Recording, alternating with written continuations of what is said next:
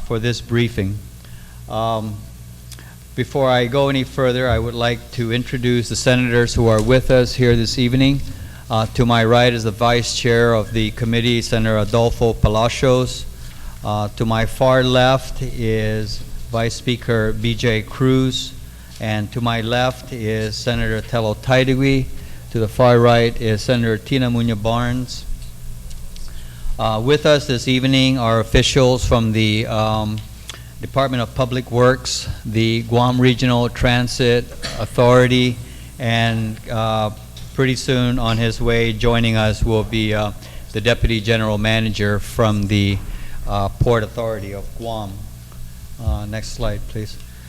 The purpose of tonight's briefing is the committee has asked these agencies, the Port Authority of Guam, the Guam Regional Transit Authority, and the Department of Public Works to join us this evening to provide an informational briefing on the following issues as that falls under their respective areas of responsibility. One is, what is the impact of the military buildup on Guam's road network, impact on the mass transportation system, and the impact on the commercial port of Guam.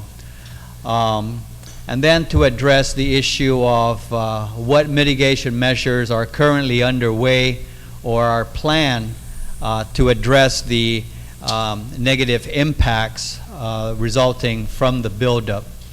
And finally, to provide recommendations on policies that the legislature should consider to enable the fruition of the proposed mitigation measures should legislative intervention be needed. Next slide, please.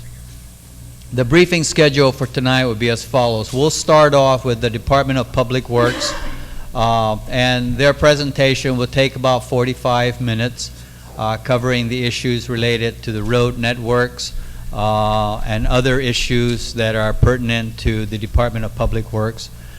We will then transition to the Guam Regional Transit Authority, who will be giving a briefing on the impact on that particular entity, and then finally closing it out with the Port Authority of Guam. We anticipate that we should be finished with the agency briefings by 7:30 this evening, and then we will open it up for questions and comments from the senators who are with us tonight, and also from members of the audience that are here. I would like to remind everyone that for those who would want to make comments or come forward and ask questions from the officials that are here, there's a sign-up sheet in the other room, and so those people will be called in the order that they have signed up.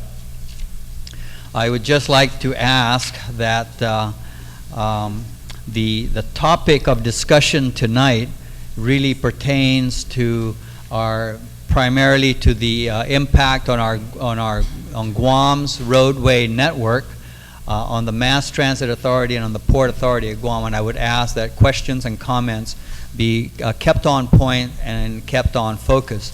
However, we're not going to stop anyone. If somebody feels that there's issues that they want to comment on, then you're certainly welcome to make that within the time that will be allotted. As we've seen in the previous nights, many people have signed up. Last night we had 23 people that spoke. And so I asked that we're going to have to then use the 5-minute rule. And that 5 minutes will encompass the questions that you ask of the officials and the answers that they provide. So try to make your questions as concise as possible so that then they can have as much time as possible also to respond. If after we have gone through the first round and somebody has 30 minutes worth of comments to make, then you're certainly welcome to come back in the second round and again go ahead and take up some of that time slot. So I think we have to do it that way in fairness to everyone who would like to at least have an opportunity to speak out on the issue.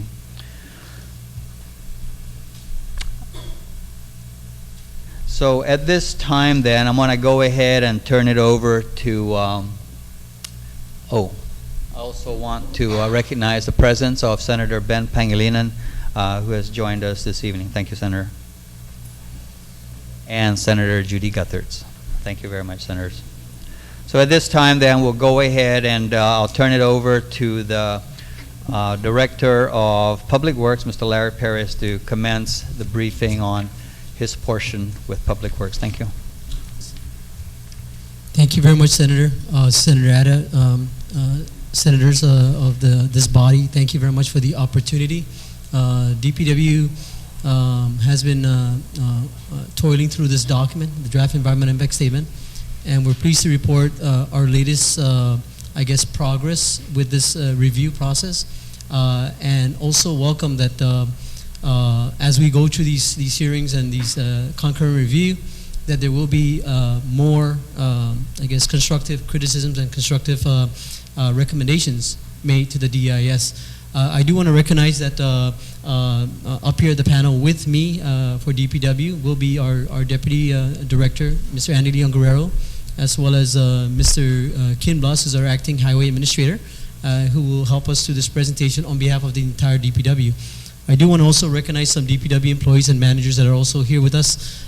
They are also active participants in this review process. So that being said, and knowing that we have a compressed time frame, we're just going to move right along. I may speak fast only because there's so much information that we want to share and try and comprehensively address it at the same time, be as clear and concise and allow for even opening of more contributions. Next slide, please.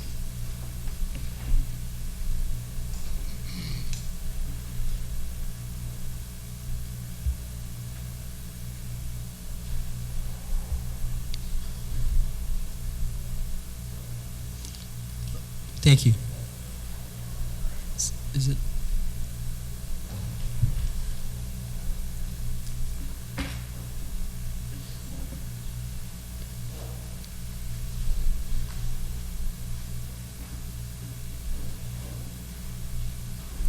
Okay, thank you very much.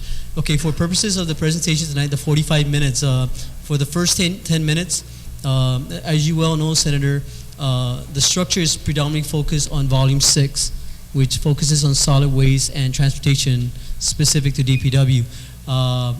We want to recognize that there are other components of DPW whereby we have everybody reviewing this document, and we want to comment on just a few, at least 10 minutes on those other components outside of the Volume 6 section of the DEIS document. Of course, I'd like to take 5 minutes, albeit I don't represent the receiver. I would like to take 5 minutes to discuss the solid waste component of it, because we are constantly monitoring that to assure that the interest of the government is protected. And then, of course, the main focus for this Volume 6 is going to be on the highways and the transportation component. And there, Kim Blas will be, and myself will be elaborating on that. So without further ado, I'd like to turn it over to our Deputy Director to talk about the first agenda item. Thank you. Thank you, Mr. Speaker, Senators. There are 4 additional divisions within the DPW, and you won't find that in the slide, that are not addressed in Volume 6 per se, but may be reflected in some of the other volumes within the DEIS.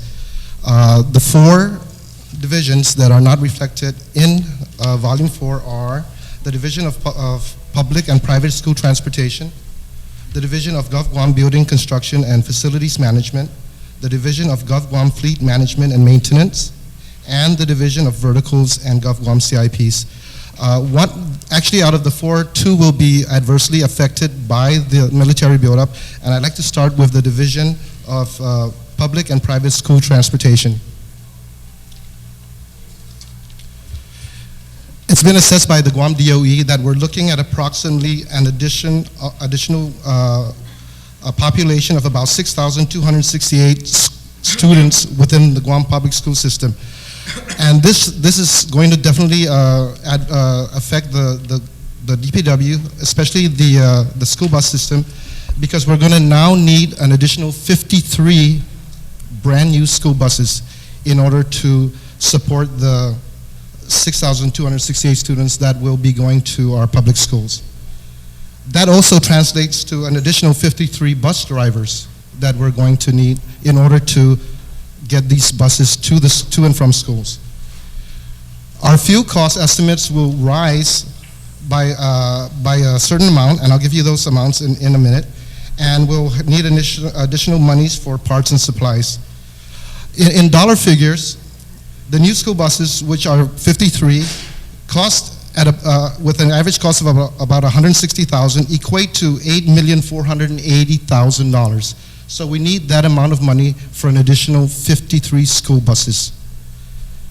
The annual salary with benefits for every bus driver, and we're assuming they're going to be LTAs, the annual salary is about $27,803 times 53, so we're looking at about $1.390 million.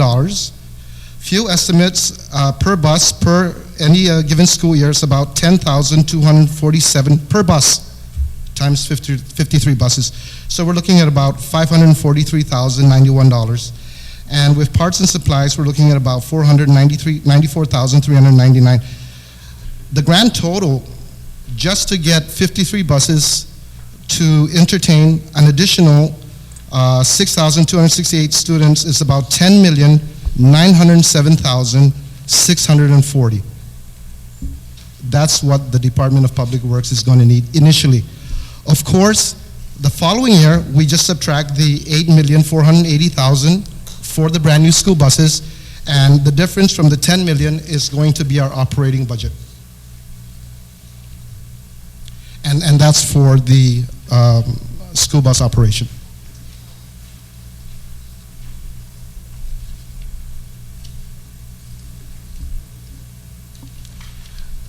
The other division that will be adversely affected by the buildup will be that of the Division of Verticals and GovGuam CIPs.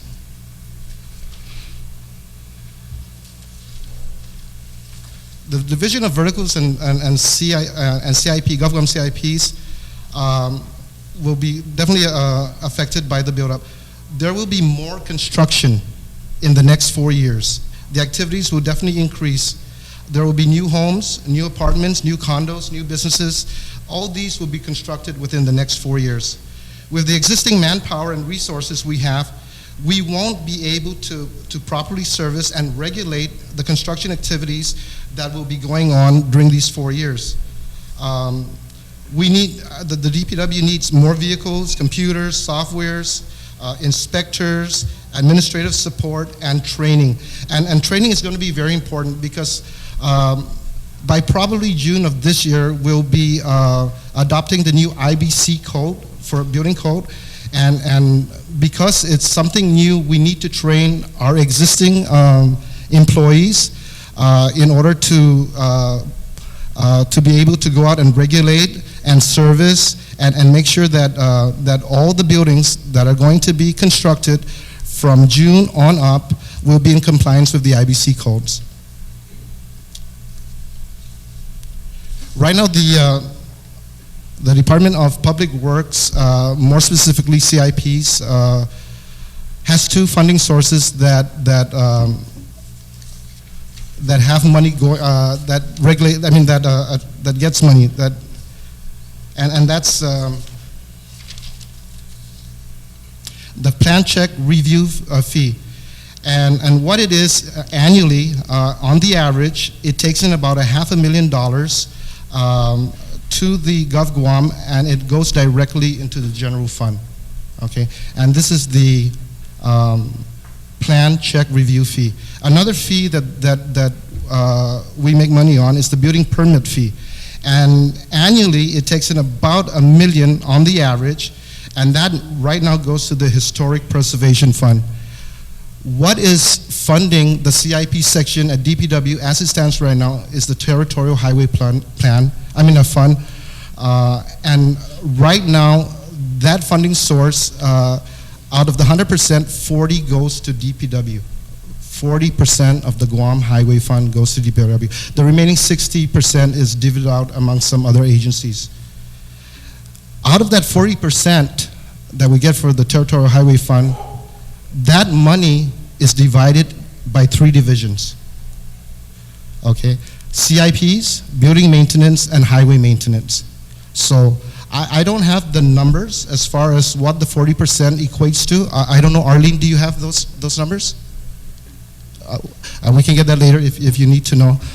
So here we are, we have a CIP section that is in charge of construction and fees and regulations, and we're getting, actually we're realistically under budgeted for these services, and now we have the military build-up, and now we're going to require more people, we're going to require more training in order to make sure we provide the services needed so that these new buildings are up to code.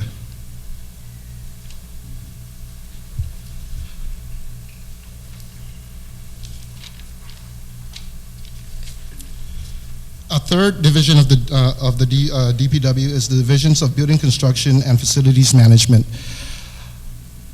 Now we're mandated to take care of all Gov Guam owned and operated facilities on the island.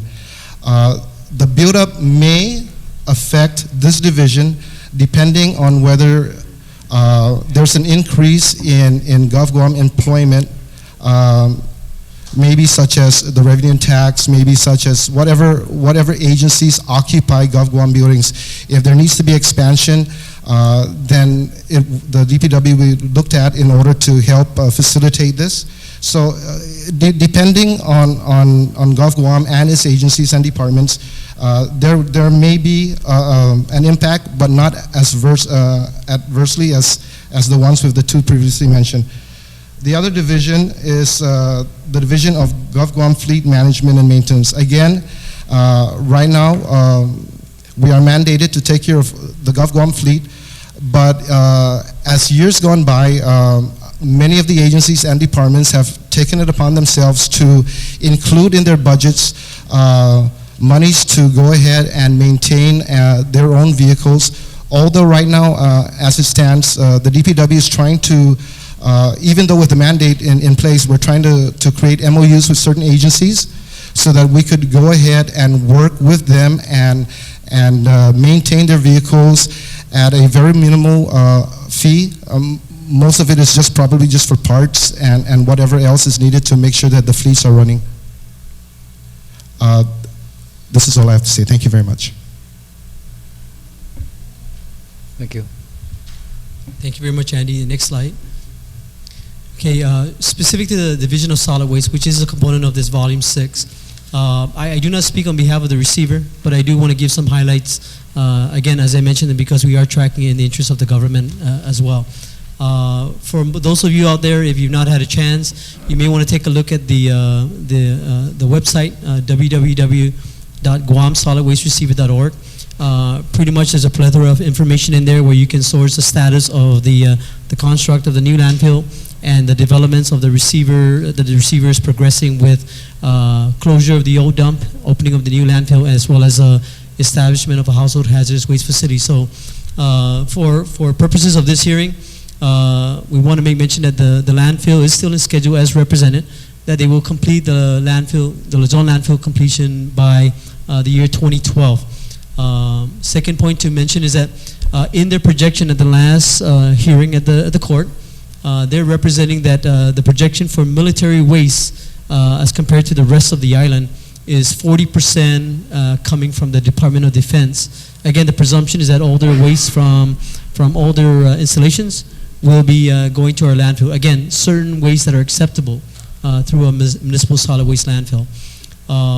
Second point we want to make mention on is as we are monitoring the progress of the DEIS, in terms of how is the military going to be impacting our waste stream, our integrated solid waste stream, it must be noted that as of current, today, the existing waste is treated at 2 landfills of the military.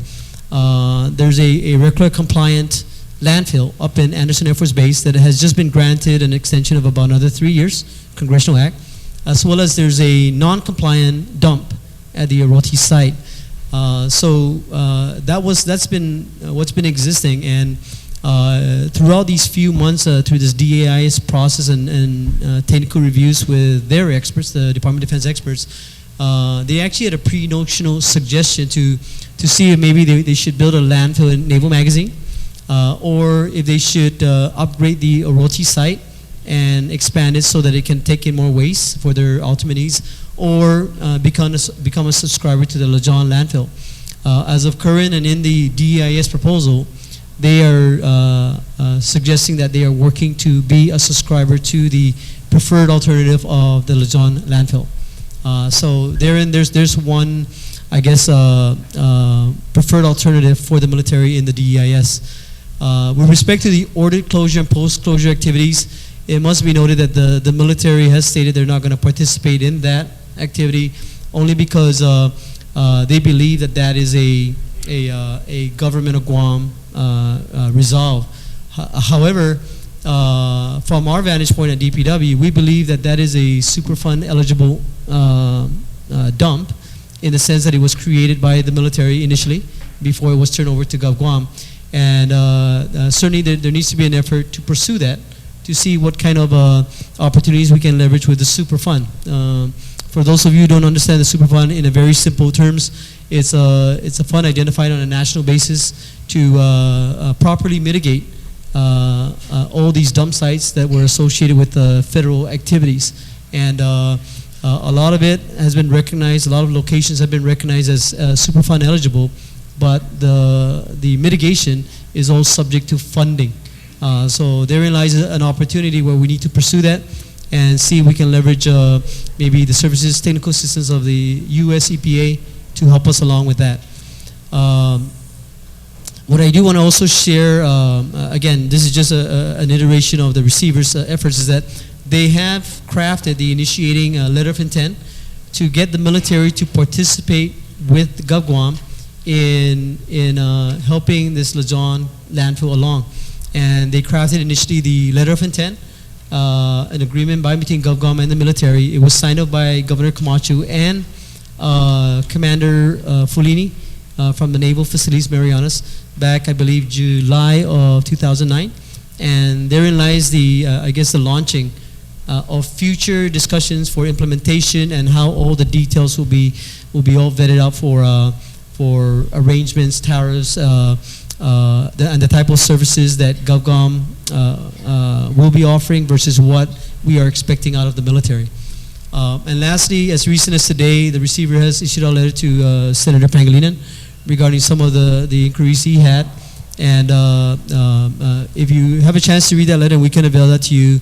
In a nutshell, they have conveyed that they're still in the infancy stages. There's obviously a lot more discussions that need to be had to vet out all the details in terms of what is the military rate as compared to what Mr. Joe Public here, the civilian community, will be paying, and all the nuances to assure that it is equal treatment, that there is no special privileges for the military, and that they will be whatever we do for our general public, the military is going to be obligated to acquiesce to. Next slide. Okay, now we get into the single biggest discussion item for tonight that has to do with the highways and our horizontal activities. I do want to make it clear to the public that DPW's official stance from the beginning of this notice of intent by the military for the marine relocation and the buildup was that we're going to treat you as a developer, as is the case with any developer that comes to Guam.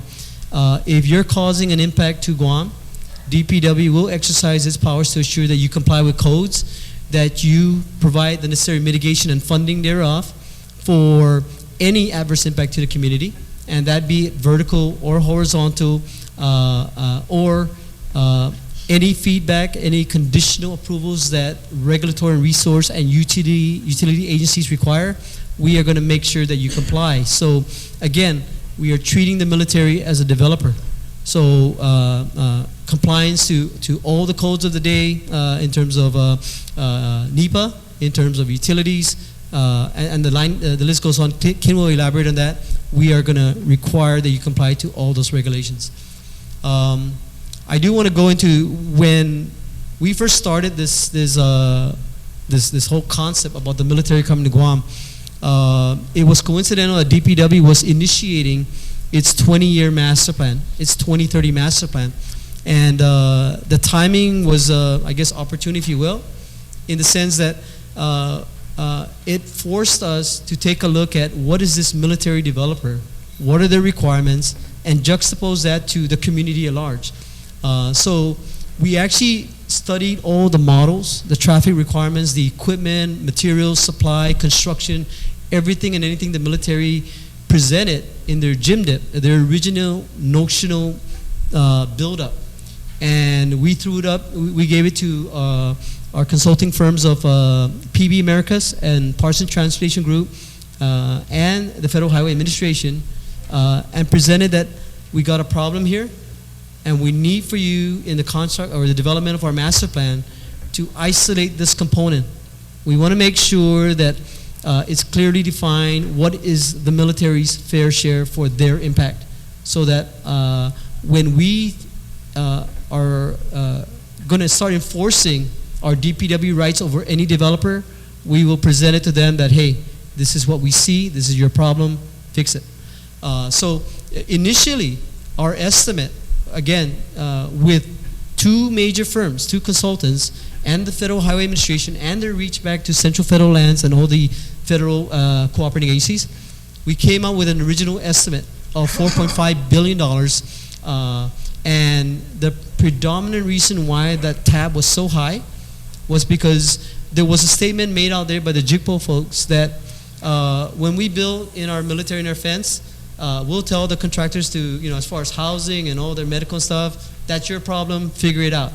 So we assumed that the workforce that's going to support this build-up is going to be residing in every part of the community. That means every road has to be upgraded. So that's why the tab became so high. Their traffic modeling, their assumptions, and their representations to their contractors forced us to come up with that tab. When that came out, that actually woke them up and forced them to take a look at our study from these experts and from their federal sister agencies, and forced a weekly meeting. So when that first came up until this point, we've been having weekly meetings to vet out the details. Since that time and up until this point at the DEIS, you will see that there's a $1.7 billion tab that's posted in the DEIS. That reduction came as a result of the JICPO forcing their contractors to now require them to be in housing clusters, meaning don't disperse yourself in the community, but make sure you are associated with a housing group in a given area, and thus the requirements or the impacts and the passing on of that bill, if you will be minimized. So we've isolated to traffic studies, models, and now new updates that have been vetted out over the weeks past, such that we reduce it down to $1.7 billion. But we're not done yet, guys. I want to make mention and assure you that this weekly vetting is actually climbing. We're identifying funding within their operational budgets to upwards of $1.7 billion, but more importantly, the scoping is more important. The dollars we are requiring that they fund it, okay? So that's where we are with the independent cost estimate. Next slide, please. So, as I said earlier, we were developing concurrently our 20-year master plan. And when we developed the master plan, we did not do any discrimination in terms of saying, this is the commercials fee, this is the residential fee, this is the military fee, this is GovGov. We actually focus on what is our mandate, and that is to provide safe, hazard-free roads, priority number one. Second is to plan and design roadways that will minimize traffic congestion, basically allow for people to move from A to B to wherever in the fastest, safest way. And then the third priority would be, when money allows, to start doing a lot of the capital stock improvements, expanding on roads to allow for bike paths, sidewalks, scenic routes, improvements to museums and historic preservation and so forth. So those were our order of priority no matter where the roads were throughout our island, be it primary, secondary, tertiary roads. That was our priority scheme, and it still is to this date, from the high-level 20-year plan down to the 5-year territorial plan, down to the actual design for what's going to be implemented in a given fiscal year. Now, there are 4 main components in this 20-year master plan. As of current, $1.75 billion is reflected in the DEIS for the Guam roadway network associated with the military buildup. It's all to be funded by either Department of Defense, Defense Access Road funding, and or through the Department of Transportation. We're taking this as a federal statement. You decided to move to Guam, the federal government, shall pay for this. Where the money comes from, what color it is, we don't care. Even if it comes from the Japanese government, federal government arrangement, we don't discriminate. Just give us the money to remedy your impact. There's another component where we've identified in this master plan, of $1.6 billion for the primary routed roadways throughout the island. That is normally handled through our allocation, our $20 million allocation of federal funds that we get. And that's through the Highway Reauthorization Bill, where every state government submit the proposals and they get an allocation, be it by liquid fuel tax, by index rate, and or by, in this case, Guam, it's an allocation, an actual fixed allocation. That number is 20 million now, but if you look at every 5-year increment pass, we used to not get this money. It went up to 6 million, up to 13 million, and now it's 20 million. So trending based on the growth and our traffic projections, and now with this impact, we're trying to collaborate with the military and the Department of Transportation to sell the story that if you can't get it from the Department of Defense, then increase allocations to Guam through the Department of Transportation so that we can get a lot of our upgrades completed. And that's happening. We're working in collaboration with our Congressman's office just to assure that the funding does come in for our improvements, for our normal primary roads, as well as if the DOD wants to jump on that bandwagon, we welcome more money and lots of it. The third component is we've identified about $600 million worth of village streets that need to be improved throughout our island. This has been a collaboration with our mayor's office. All mayors have signed off on this document. We've adjudicated it properly. And identifying all the safety, again, the same priorities: safety and hazard elimination, traffic congestion, and of course, capital stock improvement, same priorities. And this is actually being proposed. We'll be coming back on your doors knocking in terms of getting funding through our liquid fuel tax, which breaks down to our territorial highway fund, and then ultimately our Guam Highway Fund. We understand there's a note out there that's about to mature where we want to secure another Garvey bond to actually, or TIFIA bond, to actually fund this project, or whatever funds we can get out of it. We'd like to be able to fund the improvements on our village streets with local funds. The third component, which Joey's going to elaborate a little bit more in detail, has to do with about roughly $130 million for public transit upgrades. This fund we're looking at coming from the Department of Transportation's Federal Transit Administration to be administered through the Guam Regional Transit Authority. Our reason for including this in our 20-year master plan was that if you were to build a robust, efficient, reliable mass transit system, public transit system, then there's a lesser requirement, or people are less inclined to drive the roads and patronize the bus system.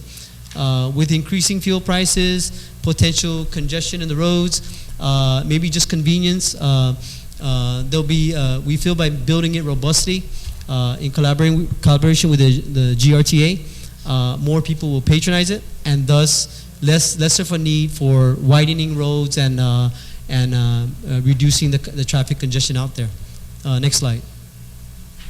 That being said, I'd like to turn it over to Mr. Kim Blas, our acting highway administrator, to talk about the details of our the discussions we're having with the military on roadways improvements and so forth, associated specifically with the military buildup.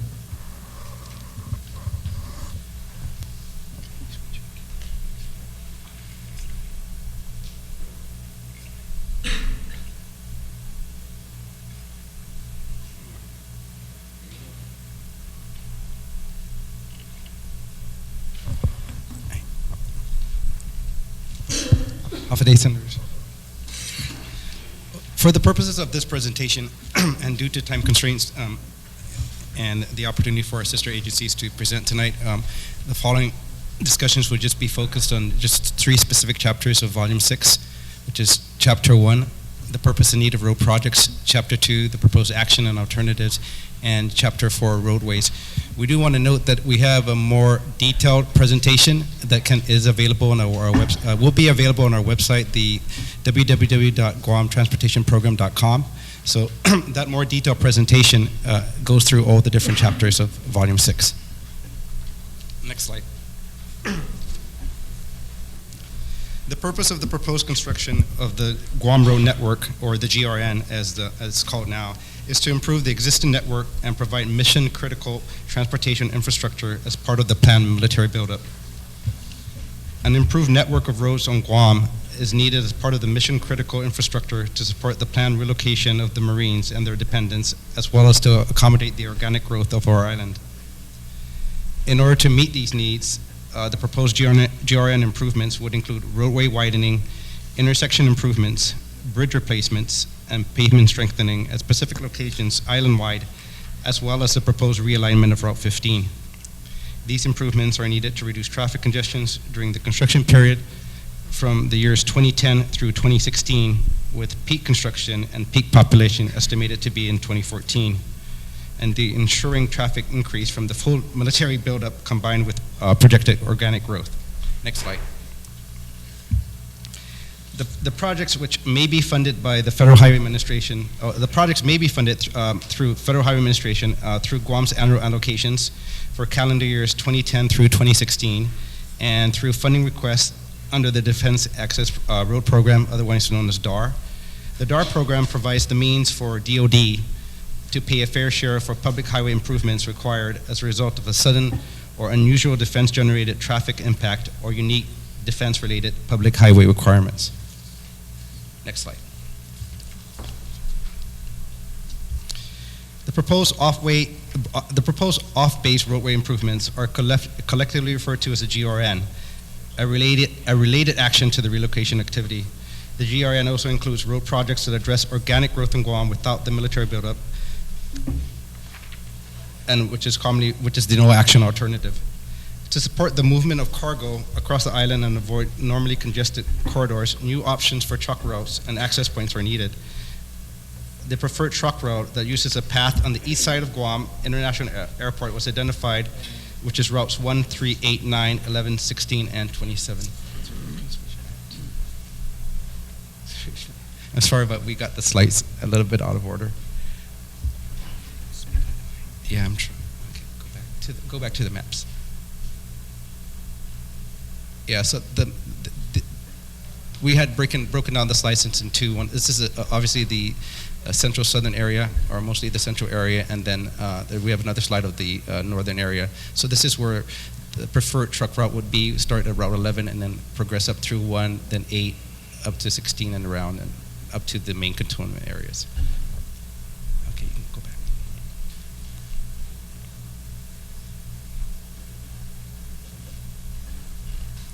So that's for cargo being hauled from the Port of Guam to the northern part of the island. The route from the quarry was identified to include Route 15 and Chalan Lahunya. Each alternative consists of a set of GRN projects, the majority of which are common to all the 4 alternatives listed in the DEIS. Each project may consist of one or more of 6 types of roadway improvements, intersection improvements, including military access points, or MAPs, bridge replacements, pavement strengthening, roadway widening, roadway relocation, and a new road. Next slide. In Alternative 2, which is the preferred alternative, there are 49 GRN projects that would be required, and they are listed in Table 2.53 of the DEIS. Construction of the GRN would occur from the years 2010 to 2016, which is a 7-year period, with peak construction estimated in 2013. The buildup associated with the relocation would be completed by the end of 2014. Also, within the DIS, there are several tables for the typical construction activities, and we have that again in our more detailed presentation. Each of the four alternatives were evaluated for peak construction 2014 as well as 2030, consistent with the 2030 master plan. Please speak into the mic. I'm sorry, Senator, I'm trying to.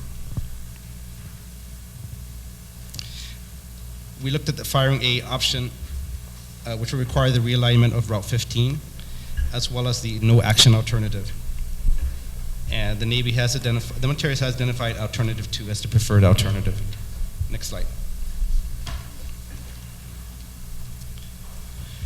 Guam's federal highway network and 42 intersections were evaluated for the potential traffic impacts associated with the four main cantonment options. We looked at population and related traffic impacts that would peak in 2014 and then decrease as the number of temporary construction workers is reduced and leave the island. Roadway and intersection improvements were developed to address the long-term 2030 impacts as much as practical. Next slide. All military location of housing and military workplace location information was provided by the military. Off-island construction workers associated with the military actions are to be housed in the community housing close to construction sites and bused to work during non-peak hours. Transient personnel, which are the CVN, the submarines, and Air Force, visit periodically, do not have access to personally owned vehicles, and would have designated shuttle bus service to on-island locations. Therefore, traffic impacts were assumed to be negligible. New and direct jobs that result from military actions would be concentrated around the north and central parts of the island. Population growth and associated impacts for the preferred alternative 2 would be most concentrated in the northwest section of our island, otherwise known as Dedido, the Jigo area. Next slide.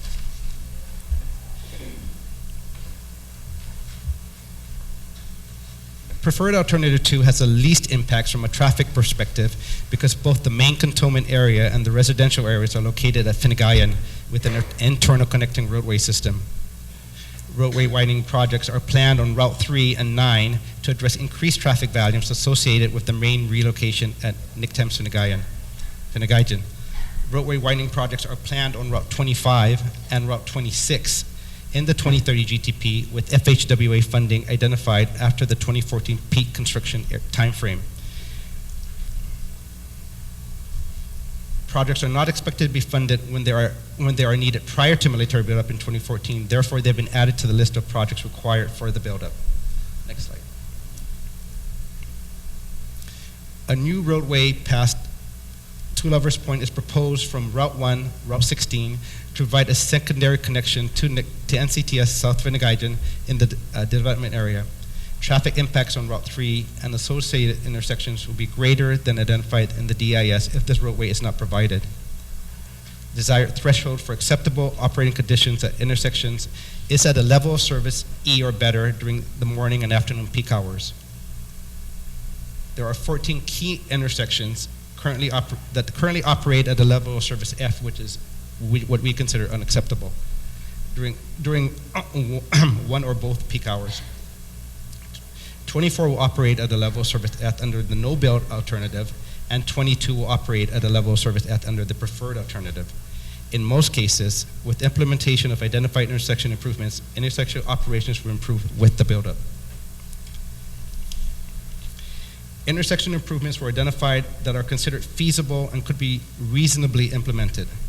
Further improvements will have more significant right-of-way requirements, more significant environmental impacts, and would be very difficult to identify funding. You have to go back to the previous slide. At this time, I'd like to turn it back to the director. Thank you. That was a very good reading. Maybe Mr. Parrish, you can kind of just summarize that in layman's language. Thank you very much, Senator. The bottom line that I want to represent to this body is that there's still a lot of ongoing reviews specific to the DIS and specific to submissions for this February 17 deadline. In parallel, we are having weekly meetings. We've been having many weekly meetings since I would say about a year and a half ago with the military folks, where we're in parallel addressing their notional presentations, even dialoguing on all the requirements in terms of NEPA, in terms of codes, in terms of traffic impacts, and as we're doing that, they're also developing their requirements. They have yet to still have a definitive answer on what it's going to be. So, that being said, with the preferred alternatives, DPW has been crafting all its lists of comments to this DIS, has been in parallel also having detailed discussions to vet out what those requirements are. And this is an iterative process in parallel to the NEPA. So from even the DEIS February 17th submission through the FEIS, which is projected to be, I believe, somewhere in May, June, and then ultimately the projected ROD of August 2010, we're still going to be vetting it out, and this presentation today may change. So I do want to convey to the body that it's still a living document. They have preferred alternatives, but there's so much activity that still has yet to be vetted out. There are, if I can go back to I think the fourth slide, there are impacts that are occurring, and as you requested of us, there are some proposed legislations that and policy calls that we would like for this body to consider there. And that's on the fourth bullet down on number 3. Some things we like for this body to consider is the highway encroachment permitting legislation. There was a measure that we did have out there, and then we pulled back because of some issues that have yet to be vetted out. What we'd like to focus in on that is that if we pass this proposed measure, and again, Senator will be working with your office, the proposal is that we will disallow any vehicle or equipment that has an axle load greater than 20 tons, that they not be allowed to be to traverse our roadways. And the reason being is that our design criteria is for an HS20 or 20-ton maximum axle load requirement on our bridges. So by forcing that, that will require all contractors to not violate that law. And if they do, there's a penalty of upwards of $10,000 per incident. We can actually pull their permits, work with rev and tax, and assure that they never traverse our roadway until they pay the penalty. And then, of course, that in and of itself is a deterrent. The other aspect, the other legislation that we're actually looking at working in your office is a franchise agreement by and between all users of the easement. There was a component of, there was a measure that was actually out there that we were proposing to initiate, where all the users, for example, the power, water, wastewater, telephone, cable, that they be required to pay a user fee so that we have a funding source to maintain the roadways for our community. Right now, there's a territorial highway fund, which breaks down to a Guam highway fund that's used to pay a myriad of other things that are not necessarily highway related. So we looked at the industry, what's happening, state governments nationwide, and we found that there's an actual franchise agreement by and between utility companies to assure that what they put in the ground, they will construct it in a certain way.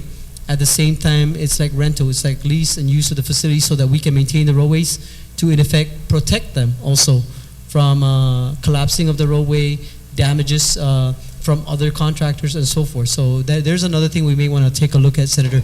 By doing that, we feel that when the military decides to put their facilities in our roadways also, which includes IT lines, telephone lines, power lines, sewer lines, and so forth, for their specific use, that they will also be required by the statute to pay their fair share, and thus, I guess, increase the pot for us to continue upgrading and maintaining our roadways. So that's what I ask that we take a look at as far as franchise agreements, so that what we do for anybody outside the fence, we do for everybody that uses our roadways, including the military. Another one is rush hour mitigation. DPW has the power to require, in fact, there's a statute that says certain type equipment cannot operate during certain type hours of the day. The intent behind that was to minimize the pace of these equipment. They go at a slower pace, and obviously they increase congestion. But we want to, because of this military buildup, and maybe even just for that finite period during the buildup, that maybe we need to work on legislation to require that all contractors, not just local, but even the military, all the suppliers, that they cannot operate during the hours of 7 to 9 in the morning, as well as 4 to 6 in the evening. That would force everybody that are doing any kind of work, including military, to not congest our thoroughfares. There's going to be a lot of construction on our roadway. We're actually requiring that we work outside of it, other than those that we absolutely don't have a choice. But we want that, we would like to work on codifying that requirement, at least for an interim, until this buildup actually subsides. I do want to point out on that there may be some caveats we put in there where it cannot be that working during rush hour cannot be avoided in closing lanes, and that is cases where DPW in the construct of its roadways, especially at intersections, it requires that we pour concrete. And as you well know, when you pour concrete, you want it continuous across the intersection, and you also want it to cure. There's a cure time for that, so there will be times for certain type of activities where we would need to be exempted from that rush hour statute if it does come to fruition. Another requirement we'd like for you to consider is that in other jurisdictions, we've learned that as a requirement of the state government, every EIS that's out there is required to not only identify the impact and to not only identify the mitigation, but also identify the funding prior to approval of any record of decision. The good thing about that is that you can do it on a effective immediately and going forward, where it may be a mechanism to assure that all these impacts transcending all the volumes of the EIS, this EIS, will be required to identify the funding for the mitigation. Because as you well know, currently it identifies the impact, it identifies the mitigation, but it does, in some cases, it identifies funding, but not necessarily so. It's sometimes subject to funding availability. So the mitigation may be coming, but it may be later in coming. So that's another consideration for this body. And when you do that particular impact, it goes to the last point, the fifth point, and that is, if we do pass that legislation, it should apply to everybody. So if we require all EISs on Guam to require funding identification, then we have to also assure that all the community at large and all developers that are non-military are required to comply. I would like to say that in the Guam Land Use Commission process, wherever there's a variance, that is actually effective, because they actually require that you identify the impact, the mitigation, and the funding for it, and your permit will not be granted until the enforcing agency signs off on your permit. So there's a good tool there. But for developers that are building within their authorized zone, their authorized land zone, and are not requiring a variance and do not have to go before the Land Use Commission, therein lies a potential loophole where an EIS may have been required by the EPA, but the Land Use Commission was not involved in that process because it did not require any variance. And I'm trying to recommend that, I guess, to assure that there's a better twice than none safeguard, that in this case, all EISs be required to have the identification of the impact, the mitigation, and the funding prior to ROT. That's all we have, Senator. Thank you for the opportunity. Okay, thank you very much, Mr. Perez. Next one that will be presenting will be the Guam Regional Transit Authority, Mr. Joseph Manibusan.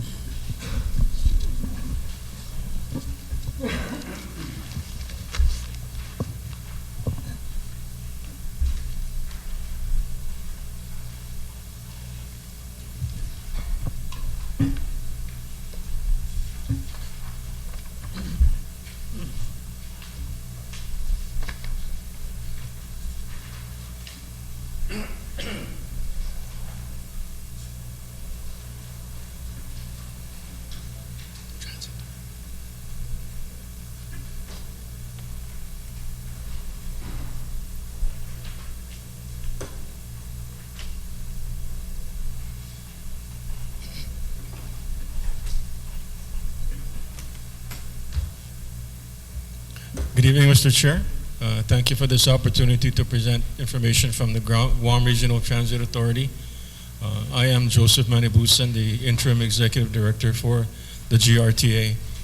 Before I begin my presentation, I'd like to acknowledge the presence of some of our Board of Directors We have present the Chairman, Mayor Ben Gumatautau, the Vice Chair, Manny Cruz, and Secretary Ginger Porter.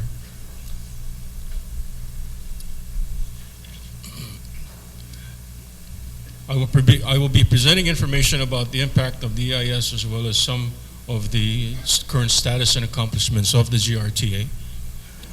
Opening up with our presentation is the effects of the buildup on the GRTA. The impact of the buildup will be significant increase in ridership. There will be traffic congestion along the main bus routes, as well as due to unknown location and dispersal of temporary workforce. It'll create some kind of a difficulty or challenge with designing an efficient system, not knowing where the housing of those temporary workforce for the buildup will be located. As far as the current system is concerned, we all know there are some challenges there. We have unpredictable service, there's less than optimal routes and schedules, and we have an old fleet of buses. One of the things we are shooting for is the purchase of buses, which I will get into later, but I want to emphasize that the current fleet of buses that are out there are owned by the contractor. They are not owned by the government. Next slide.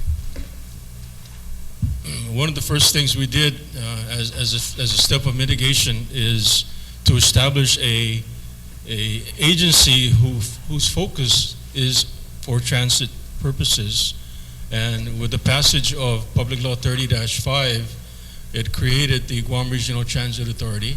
It is an autonomous agency, and it's fully responsible, and its focus is development and operations of a mass transit system. This also enables us to have better access and better interaction directly with the Federal Transit Administration with regards to operations and federal funding support.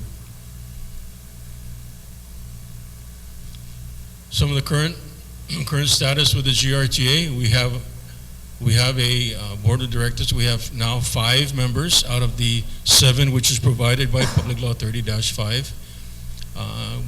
A interim executive director, myself, has been appointed, and since the start of the fiscal year, with the board in place, we have adopted the bylaws. We've adopted job specifications for the executive director. They have adopted a resolution and the AG legal opinion for applying for and representing Guam in the GRTA for federal grants. They've also adopted the transit business plan, which was developed by the Parsons Brincroft consulting team under the Department of Public Works. Funding, everybody seems to be talking about funding. What I have here is some anticipated federal funds that we've initiated some action on. We've applied for the FTA ARA Tiger grant. Based on our proposal, we requested for $14 million. That will include purchase of new buses and the building of a operations and maintenance facility. One of the points that the FTA stressed is that if they're going to provide money for vehicles, there better be a maintenance facility and there better be a storage facility. So that is the amount we've come up with, working with the consultants to be able to have enough funds to purchase new vehicles as well as to build an operations and a maintenance facility. So that application has been already submitted, and we have yet to hear from the FTA on the grant application itself. The next grant, which also an ARA grant that we applied for, $921,976, that has already been awarded to Guam. It is now waiting for expenditures, and so we are now preparing our procurement process to be able to purchase our initial fleet of vehicles with the $920,000. The number of buses that we can purchase with that amount depends on the kind of buses that we decide to purchase. We are looking at 2 types of buses: the 30-foot bus, which we consider the full-size bus, as well as the what commonly referred to as a cutaway, which is the medium-sized bus. Both types of buses are what we plan to purchase, and we also plan to include that all those buses are ADA accessible. The next FTA grant that we have submitted an application for is the Section 5309 funds. That's for a sum of $475,000. That again is for the purchase of buses. The other grant that we've submitted application for is another Section 5309 for the amount of $297,000 for the purchase of buses. There's various grants that we've applied for that are specific to its purpose. In other words, certain grants are for the purchase of vehicles, certain grants are for operations and things of that nature. So as you can see, all those grants I've identified up there are for capital expenditures, either purchase of vehicles or development of building. Next slide. Now, what does the future hold for the GRTA? In the short term, immediate short term, we're looking at 2 more appointments to the board so we can have the full complement of 7. The 2 members of the board will be representing the riders. And then the other thing also is the hiring of a permanent executive manager and a secretary, which is also provided for by Public Law 30-5. We also look to improve and expand routes, schedules, and services. Everybody is painfully aware of our month-to-month procurement, and we certainly have intentions of ending that with a multi-year contract, and we hope to get that done very soon. We plan to purchase new buses. We already have some grant funds that have been awarded, and we're moving forward with putting our purchase process in place. We are looking for a new operations maintenance facility. We've applied for funds to purchase that. So we are hoping that we wouldn't have to rely on local funding for that high expense of the operations and maintenance facility. We also look to improve the bus stop facilities. We have some serious discrepancies there where they certainly can be resolved. Next slide. Existing concerns with the EIS, the DEIS, two main areas that we identified is it certainly does not identify location and dispersal of temporary workforce housing. This is an important element because if we currently have a system that with proper kinds of upgrades and improvements can be an effective system. In the 2030 GTP, there's a proposal for a new core system. Now, if we move forward with those kinds of plans without knowing where the location or dispersal of housing are for the workforce, that could present additional problems and costs for us down the road. So if we have that knowledge early on, we incorporate that into our design for our system, that will make things better and less costly in the long run.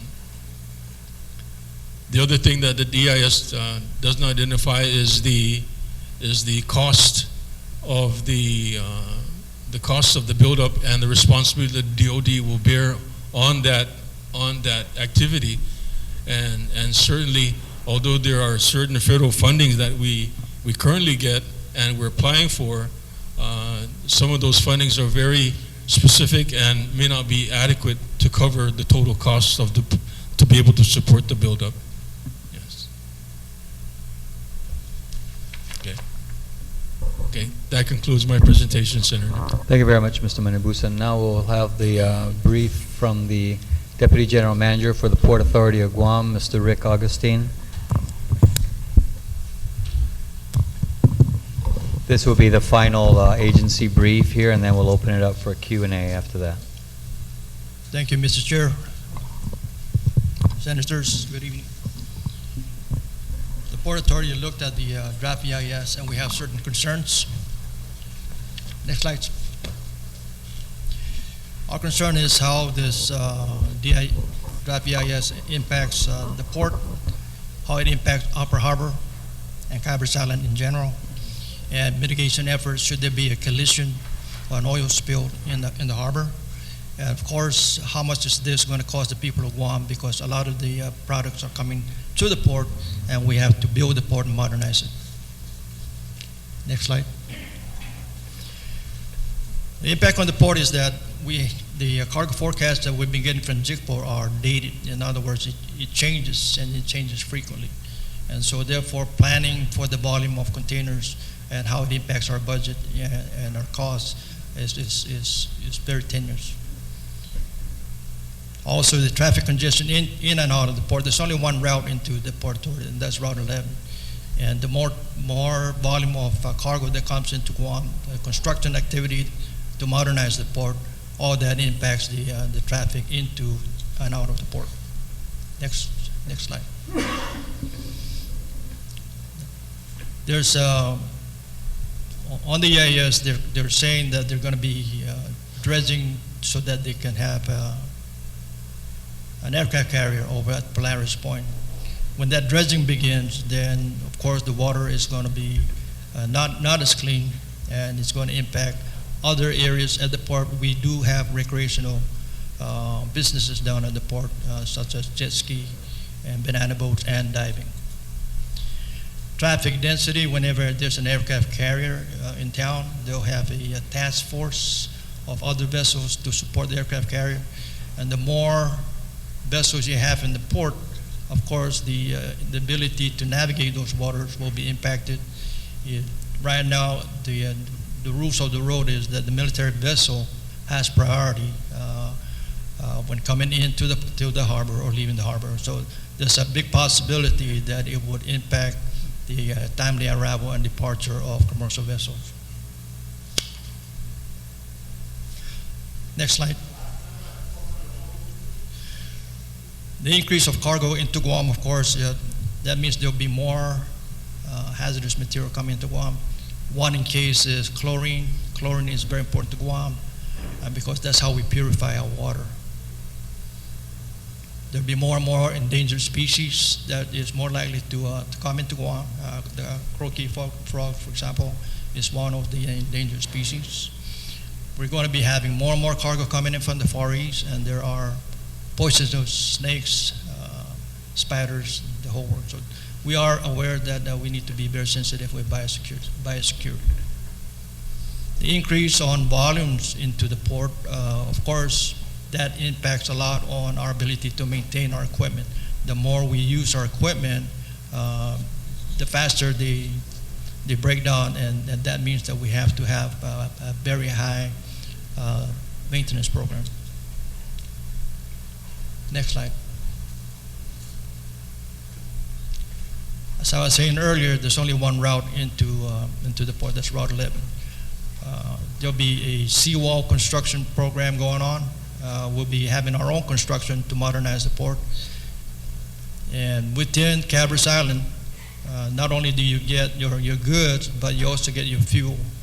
And so if the road is congested, then of course the flow of cargo to the community is going to be greatly impacted.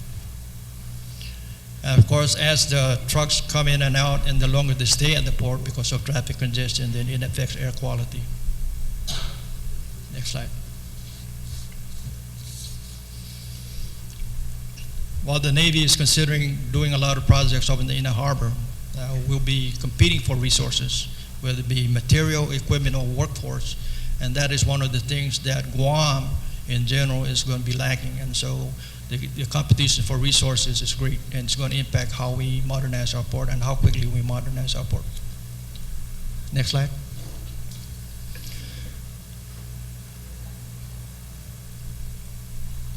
In the past few months, there have been a lot of interest in recreational activities at the port. Not only is the seaport a multi-use port because of different types of vessels. We got tankers, passenger vessels, cargo vessels.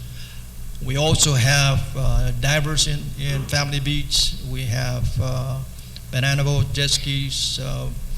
Those are all going to be impacted if the military builds up, because the more military you have in Guam, the more ammunition that would transit Upper Harbor, especially over Kilo Wharf.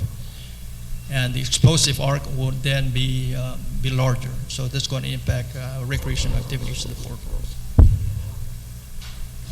That concludes my briefing. If you have any questions. Thank you very much, Mr. Augustine.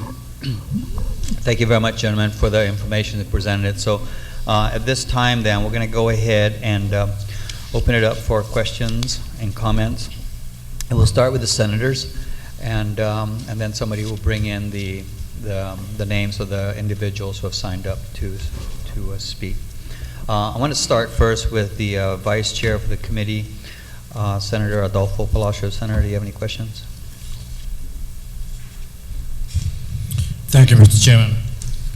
This is with respect to the potential increase in traffic, and of course on the mitigating, of course, during rush hours. I think that's a good idea with respect to restricting the hours of operation for maybe commercial vehicles and so forth.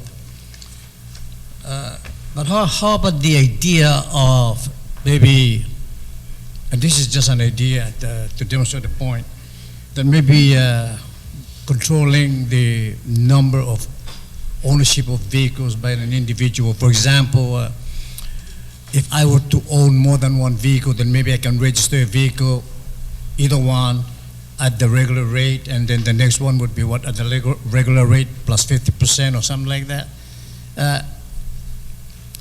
I was in the Philippines for my, I guess, for a medical checkup about 2 weeks ago, and you know, it kind of surprised me because the driver told me that I have to drop you and I have to go back home and park my car once a week, and this is Thursday, from 3 p.m. to 7 p.m. because according to my license plate, I cannot operate my vehicle.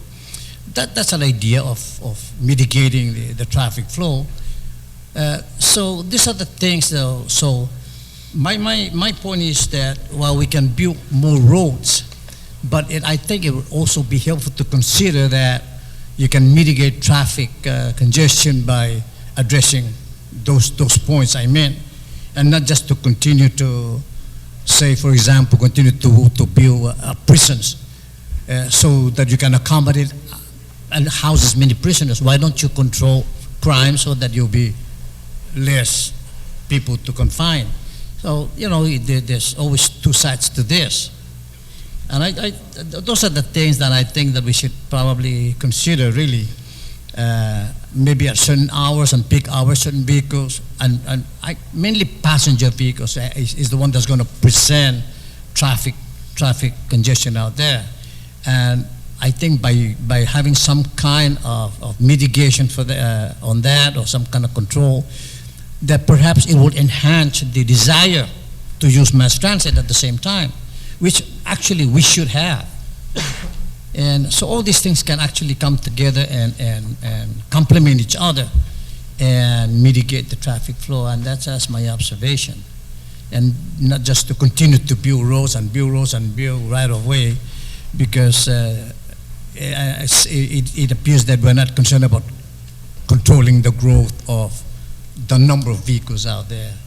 But this is idea, like I said, to demonstrate the point that maybe, but please don't say that I'm against ownership or punish people who have the ability to buy more than one vehicle. That's not my point. And then, of course, the extra money would have to go back again to highway maintenance, highway expansion, and so forth. We only have a very restricted area, of course, so I just want to share that with you, and it's not so much a question, but perhaps if there can be a response or not, then. But I just want to share that with you. Thank you, Mr. Chairman. Thank you, Senator Palacios. Vice Speaker Cruz. Thank you very much. Larry, I thought I usually pay attention to things when they happen. When did this Dos Amantes roadway come about? When did this start to be discussed? I don't remember noticing it earlier, unless it just wasn't mentioned. If you notice, a lot of the focus has to do with the northern part of the island, and almost in parallel to this DIS. No, what I'm asking is, was it in the initial plan of the 2030? No, it was not. Good, because I didn't think so, because I thought I studied the 2030 plan very carefully, and I don't remember this bypass through Dos Amantes. That's correct. So I think all the families that have land in Dos Amantes had better be aware of the fact that there's a plan now of a roadway through the Dos Amantes area. But more importantly, it's brought to mind one question.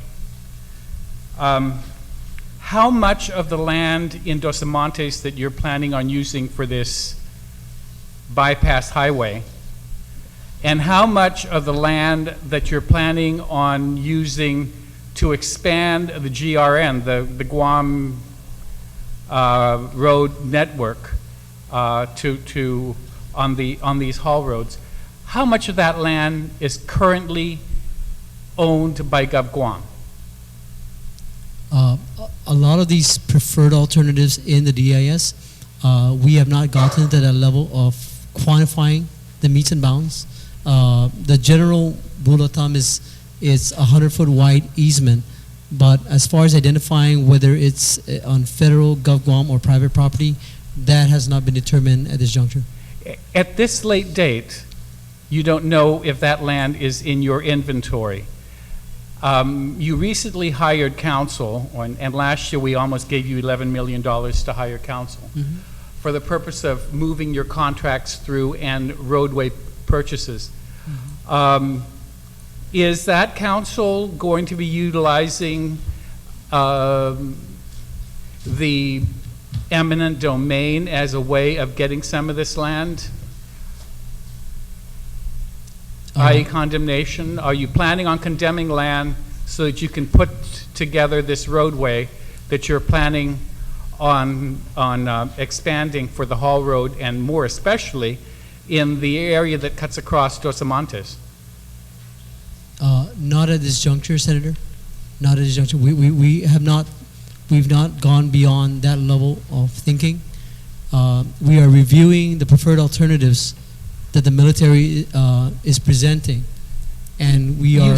You spent an enormous fortune with the 2030 plan. Surely you know how much of this haul road going from Route 1, and especially around up on top 3, around 15 and back, how much of that land is GovGuam's, and how much more you're going to need to buy along the side to be able to expand. Because I think the public needs to know how much land you're planning on condemning, because you don't own most of this land currently.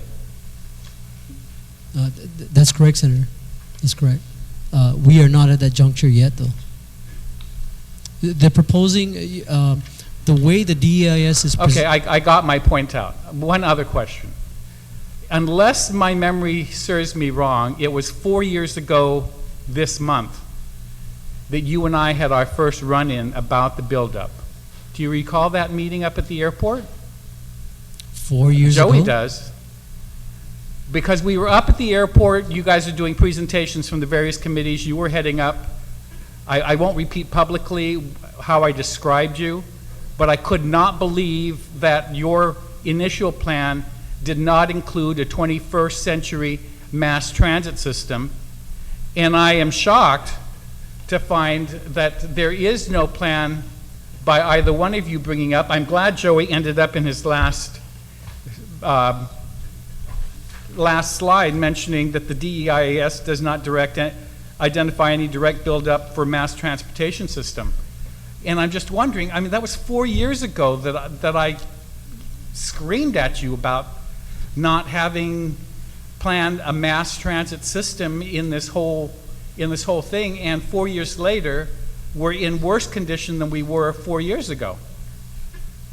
If I may, Senator, 4 years ago, military talk was not happening. That's one. No. All right, maybe it was, no, I think it had to have been 2006, because do you remember the meeting that we all had at the airport? The governor got all of the chairs of the civilian military task force subcommittees. Okay. Oh, I remember that. Oh, you remember, because I was not very polite in the way that I described you, because of the fact that you did not include a 21st century mass transit system. And we've not gotten any better. Sir, and it was because of that very incident and that comment that our 2030 years master plan, which evolved a year and a half there later, has a specific component, chapter, and volume regarding mass transit. So thanks to you, it is part of our 20-year master plan a year and a half there after that incident. So we do have it. But in this trying to meet the major buildup is going to be in the next 6 years. And so I'm trying to figure out why there isn't in what you presented and what Joey presented, how many buses he's planning on buying with $190,000. I'm not sure how many buses. Oh, no, 900. I'm just trying to figure out how many buses we're planning with all the traffic and not having a 21st century mass transit system. Okay, the Okay, 2030 master plan does reflect it. The Guam Regional Transit Authority has adopted our plans in the 2030 master plan, as well as has adopted the business plan that we created to implement the 2030 master plan mass transit component. So I'm not sure, But is there any way that you're planning on getting the military to pay for this? Since this, Yes. this is, Yes, sir. as you put in the beginning, each developer is supposed to pay for the impact that they're causing. And this huge traffic jams that we're going to be creating needs to be mitigated with a real 21st century mass transit system, not a series of buses that are going to fall behind everybody else and keep stopping and causing even more traffic jams rather than a mass transit line. And I'm just wondering why there's nothing in the DEIS, nothing in your presentation or Joey's presentation, except for the fact that admitting that the DEIS does not provide for a mass transit system, and neither does his presentation. okay, Thank you very much, Vice Speaker. Thank you very much. Thank you, and I do want to Senator share. Speaker Pangilinan.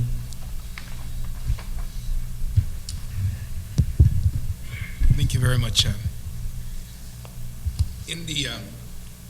Larry, does the military submit any of its plans for building or construction that is to occur on their side of the fence? Do they submit any of those plans for building permit, for fee, or plan check at all? No, they don't. So they can build whatever they want in there, and you'll never know what they're building. That's correct. That's congressionally sanctioned, I guess. So even if they're going to build a commissary, That's correct, sir. even if they're going to build a gym, That's correct. and so the impact that they have will be on construction needed to support their construction on our side of the fence. That's correct. And so how much do we quantify as being required? And where in the DEIS does it identify that impact, or if it doesn't, or does it? It does not address that in the DEIS. Do you plan to point that out as a deficiency in the DEIS? Yes, we do. The other thing I wanted to ask, in the FY 2010 MILCON appropriation, there's about a $50 million appropriation in there for FY 2010. How much of that is for roads or right-of-ways outside of our fence?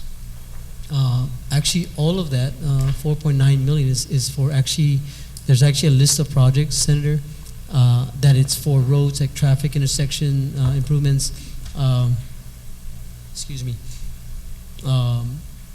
bridge replacements, some road realignments. And that is from the $50 million That's correct. military construction appropriation in the FY 2010. That's correct. And that's occurring where? On our side of the fence? That's occurring on our side of the fence, yes. Okay. And is that in progress now for being spent? We've already initiated the NEPA and design work for that, but the actual construction cannot commence until the record of decision is issued. So the military is doing this build-up. They're impacting it with this construction, with this plan on the roadways, and they're doing two different NEPA processes.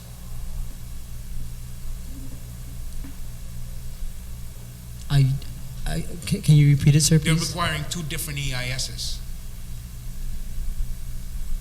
No, because the construct, the 50 million that have been identified are projects that are improvements to existing infrastructure. There's no need for land acquisitions. There's no need for, the work does not require an EIS requirement. So there's no land acquisition at all. There's no expansion of roads. Not for the 50 million that we've. So the improvement we're going to get is we're going to be stuck in traffic on a smoother road, or so I mean, Oh, I I look see. at the I see. that's about it, right? It's just, or else on roads with better guardrails or better markings. Those are the kind of improvements. There's nothing that will improve the system, the transportation system, the more fluid movement of vehicles. I talked to one of the designers or the military consultants in one of the meetings, and they said, did you ever consider as an alternative in terms of mitigation for the impact you will have on elevated ramps and off ramps for intersections? And they said, no, they didn't think of those. Where are the deficiencies in terms of some of these plans that say that the impact's just not going to be mitigated with any kind of improvement in either new way of getting from one place to the other, rather than just getting from the same place to the other in the same road? It's just that it's just a little bit smoother. So where do we quantify that is not an acceptable mitigation to the impact that injecting 80,000 people in this island is going to have? And what is DPW's response to that? Okay. The DIS does identify about $1.7 billion worth of construction activity for roadways alone, and it does include proposed alternatives which include widening of roads, new roads. Certainly, like what Vice Speaker Cruz has mentioned, there are proposed alternatives of $1.7 billion, and even elevated roadways, widening to 7 lanes, and traffic signalization improvements. So those are the planning proposal stages.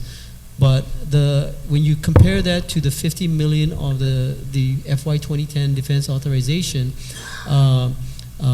what we received in the 50 million are for improvements that absolutely have to happen now, knowing full well that they are still vetting out their notional plans. So they've given us monies for intersection improvements, intersection widening, bridge replacements, and some realignment, all within existing right-of-way and no need for right-of-way acquisition. So that was a start, but we've been vetting out. There's proposed amounts and proposed scope of works that have been vetted out for 2011, 12, 13. Yeah, and the thing that bothers me is in fiscal year 2008, in the governor's State of the Union address, he said that in order to support the military buildup, he was requesting $4.4 billion from Department of Transportation to meet the transportation needs of the military buildup on Guam. That was in his State of the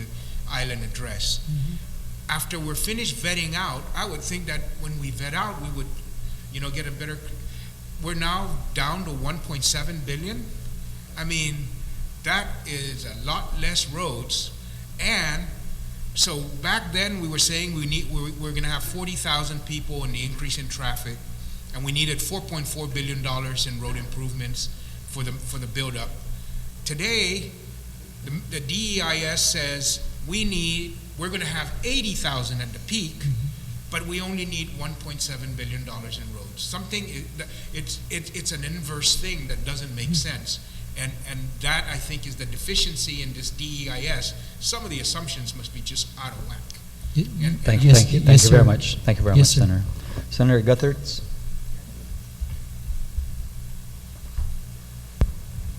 Thank you, and good evening, gentlemen. Good evening. Larry, in listening to some of the discussion, has the Federal Highway Administration provided any funds for land condemnation for the roads and changes that are going to occur to accommodate the military on our roadways? No, they have not. Are you aware of the legislature's position on land condemnation, whether it's for the buildup or any other federal purpose on Guam? Yes, I am. So we have a problem. I'm very concerned that there's no specificity for the landowners who may be affected by this plan, particularly at the Two Lovers area, this new road.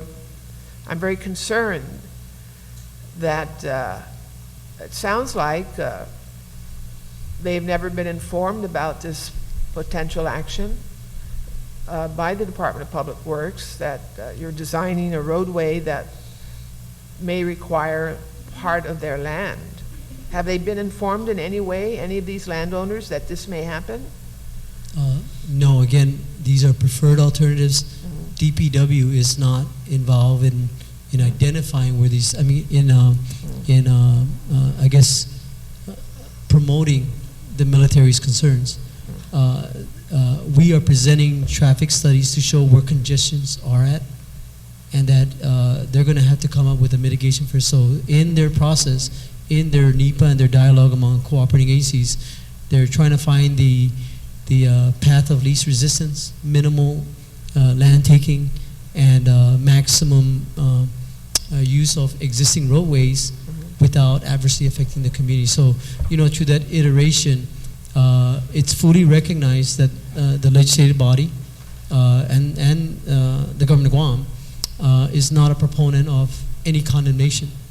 And if at all possible, they go to great extents to avert having to go down that path, again, specific to roadways. You're aware that we already have a law in the books Yes, I am.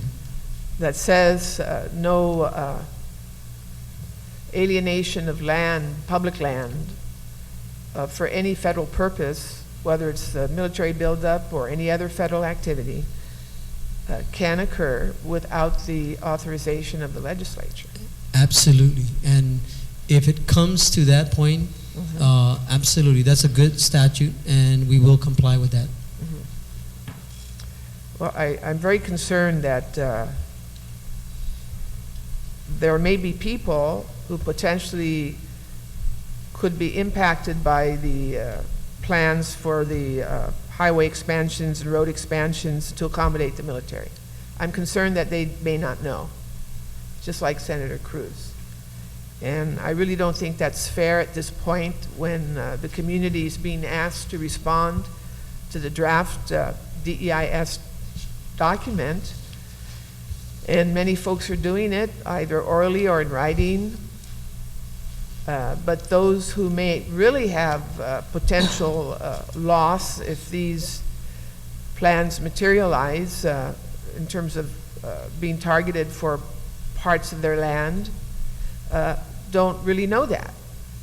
And I think this government has a responsibility to let them know that in the plans that are being presented by the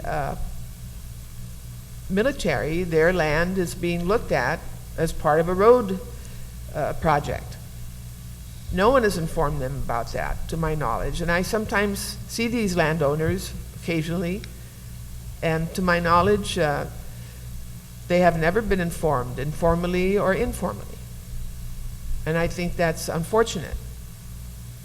We're seeing these maps now, and with a very sharp eye, you can decipher what's being looked at. But the families that may be impacted may not know this. Is your department trying to do some outreach, at least to let families know that could be affected by these plans? Because you do have a role here, Larry. Your department does have a role here. Your role is to facilitate and figure out how to accommodate this and what the costs are.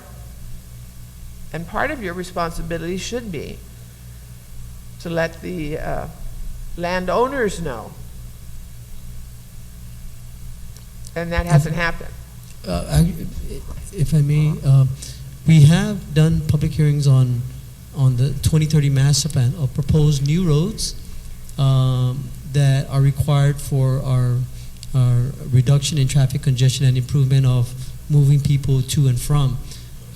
There are roads identified in there that have nothing to do with military, but it's going to require some land taking, land settlements. There are some roads in the whole road network that are identified as potential roadways need to be constructed because of that impact. And that component, the military component, is to be fully funded by the military. However, the process for any land settlements is going to follow local law. So, the normal identification of the meets and bounds surveys, the appraisal process, the outreach, and potentially the settlement would be ideal. But if there's a need for a condemnation, we will go through the legislative process for your approval, and this body can actually deny it, and it becomes a moot issue. So I do want to represent that the 2030 master plan, which reflects the future ultimate requirements of our transportation requirements of our island, includes road acquisitions, land acquisitions for new roadways, expansion of roadways for not just the civilian community at large in terms of primary routed roads, but also the military component. So, and we are going to follow the laws of the land. Senator. Thank you very much. Thank you very much. Thank you, Senator. Senator Tadigui. Thank you, Mr. Speaker.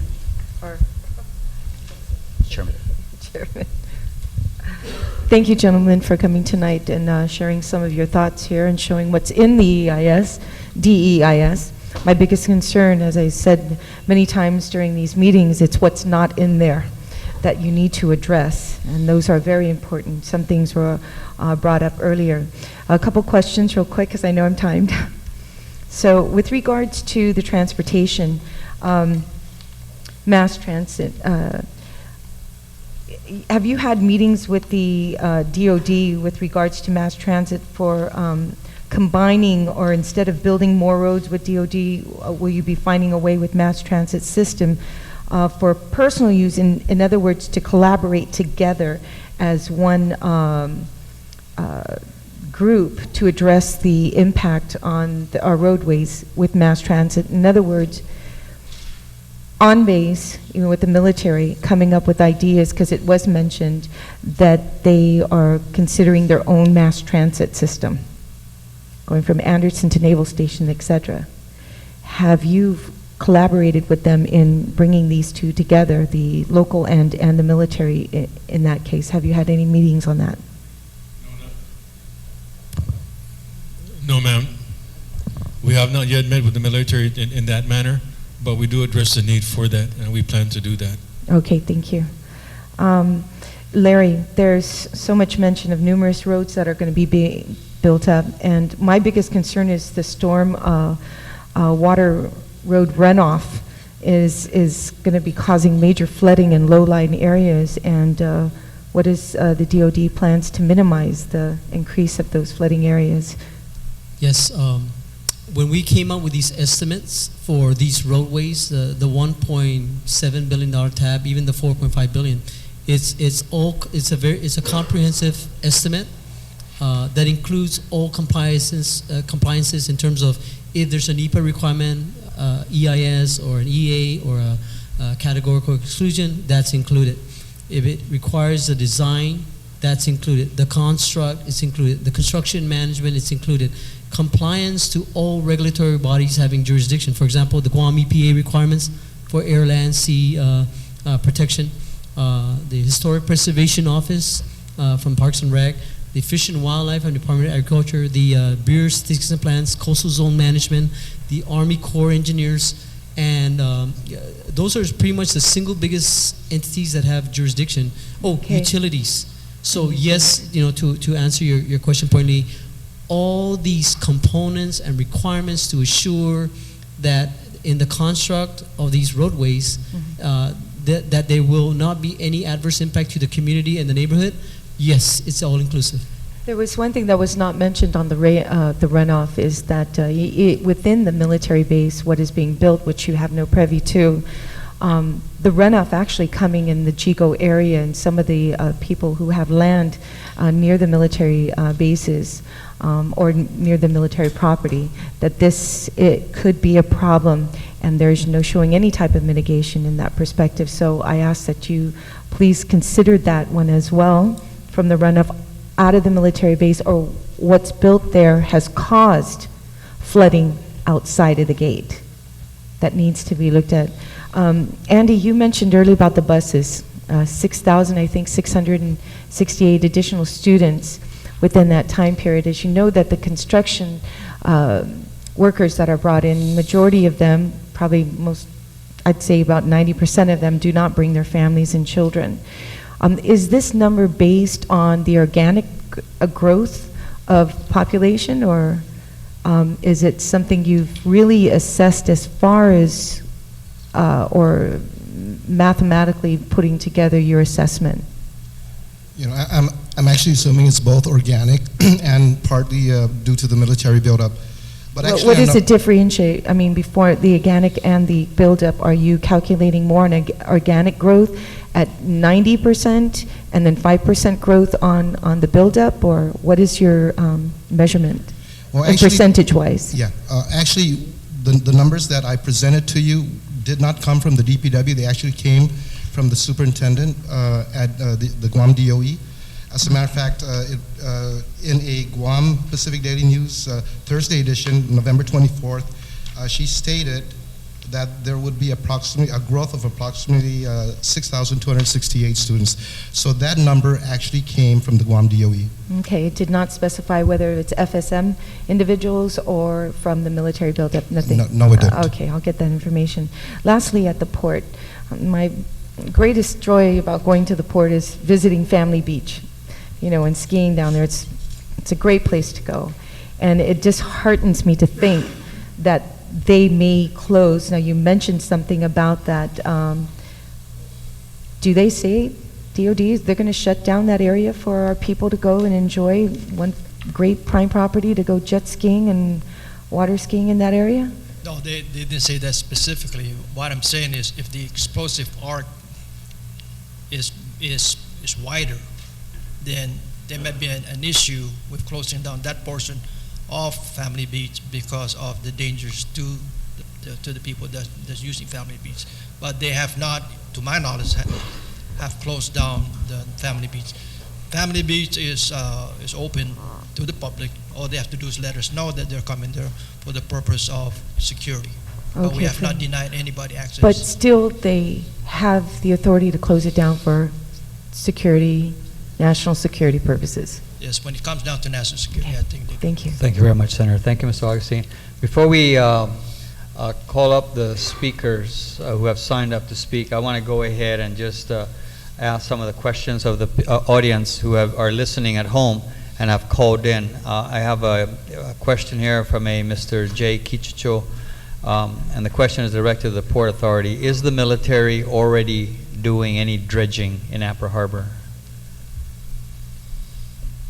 Mr. Augustine. Not to my knowledge. I believe that if they were doing any dredging, it would be over with the construction repairs in Kilo Wharf. Okay. Another question here from a caller. Person named Doris. Has GMTA looked at the possibility of a monorail system to alleviate the traffic congestion as opposed to your conventional buses?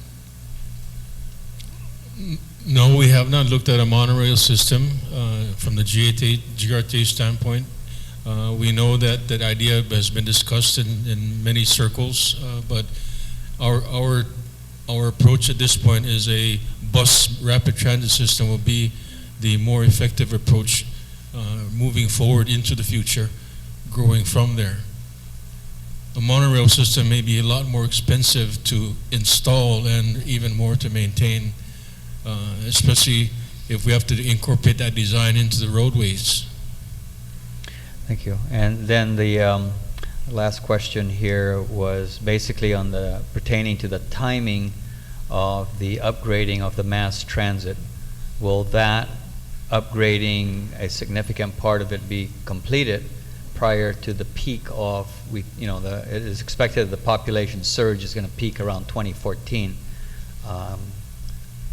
Can Can you comment on whether you're going to be able to pretty much accomplish a lot of your transit upgrades prior to that peak period? Well, we do have that in our business plan. There's a progressive growth over the next 4 years that's put into that plan, and it is tied into the 2030 GTP. So yes, there are plans for growth, and we plan to accomplish most of them, if not all, by the peak period of 2014.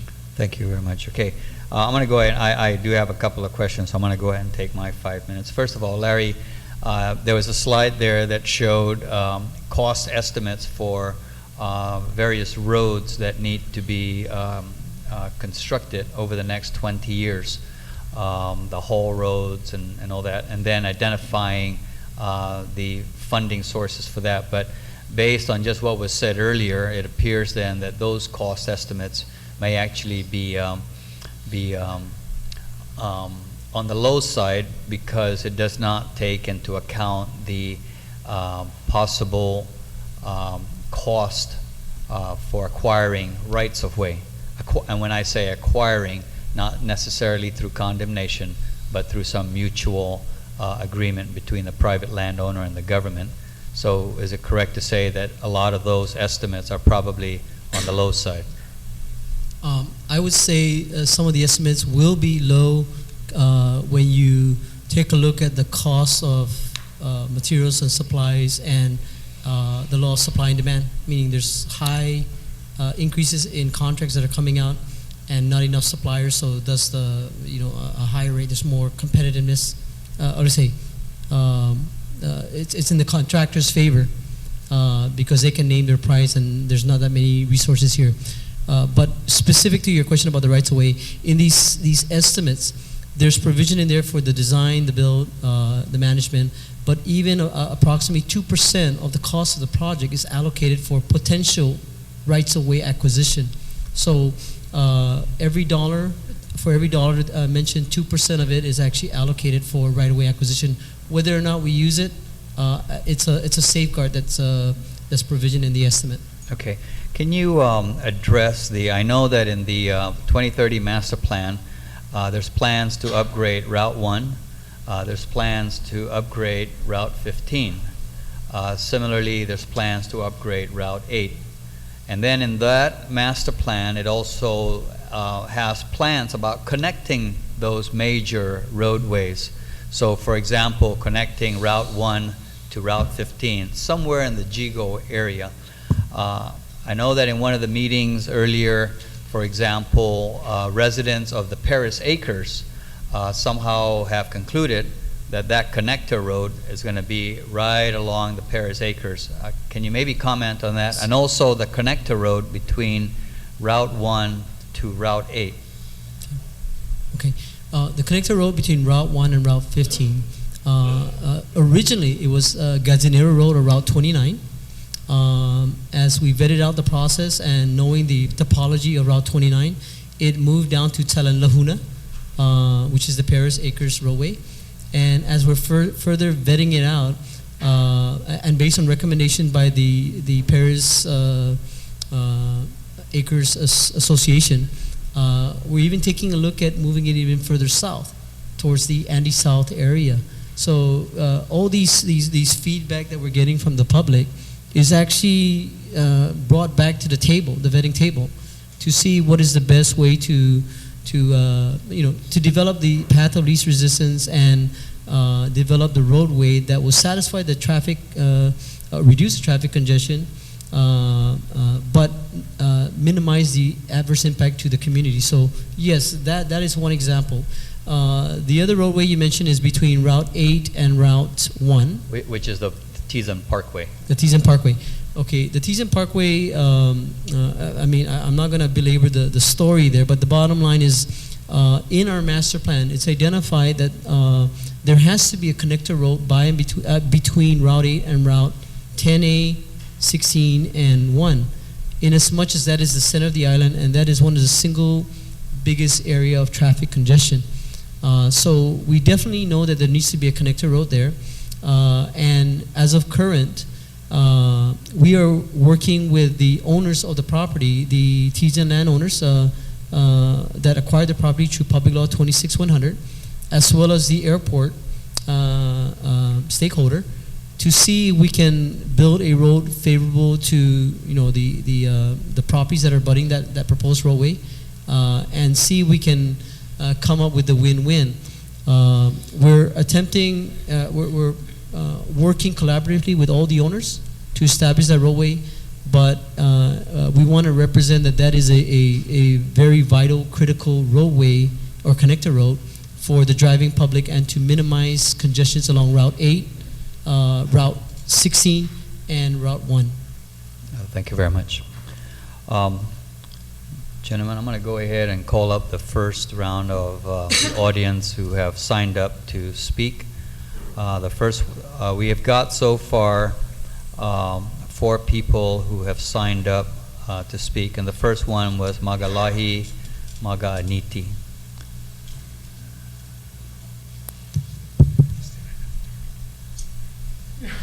Afadeta Lu. Buenas. Wow, si Magaloy Maganiti, Intermediate Prime Minister, Republic of the Sinoy Archipelago. Hamzuga now, Port Authority, Guam Mass Transit. Hot said now that the Port Authority has to a cruise liner. Please, I want a plan drawn up for cruise liners to be home ported here under independence, because I prefer tourists coming into Guam by 5 million plus per year than the military buildup, because the military buildup is not going to give us money. Tourism will under independence. Guam Mass Transit, you better get your act on the road, because under tourism at more than 5 million a year, you will need to have your transit done right, because it's a good system, but it's not up to par like Hawaii or the States. It's very important, because you know me, independence. Why independence? Well, under the U.S., we become a target to its enemies. To me, the child is far more important. So Port Authority, Guam Mass Transit, Guam Water Works, everybody, Public Works. Oh, Public Works, I've been waiting for this one. I'm going to make this public, Larry. Open in Tumun all bull cart trails. We are tired of being restricted from our own beach, and it is not morally, culturally right for all bull cart trails to be blocked, and it is blocked. That is why we're having a hard time getting in. We're having a hard time already. So remember, independence, that Fanhongi, I prefer 5 million tourists a year than the military build up here, which means nuclear genocide for Guam. And the children is far more important than any of you. I'm sorry. The children is far more important than any of you. More important than me too. For the children is our future. And if we're going to have a future, we need to become an independent country. We cannot have the U.S. on this island no more. Thank you. Thank you, Magalai. The next speaker is Mr. Joe Garrido.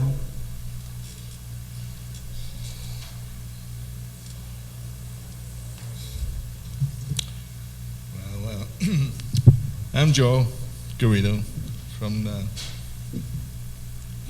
Radio Barrigada, but I'm no longer from there. I got moved out.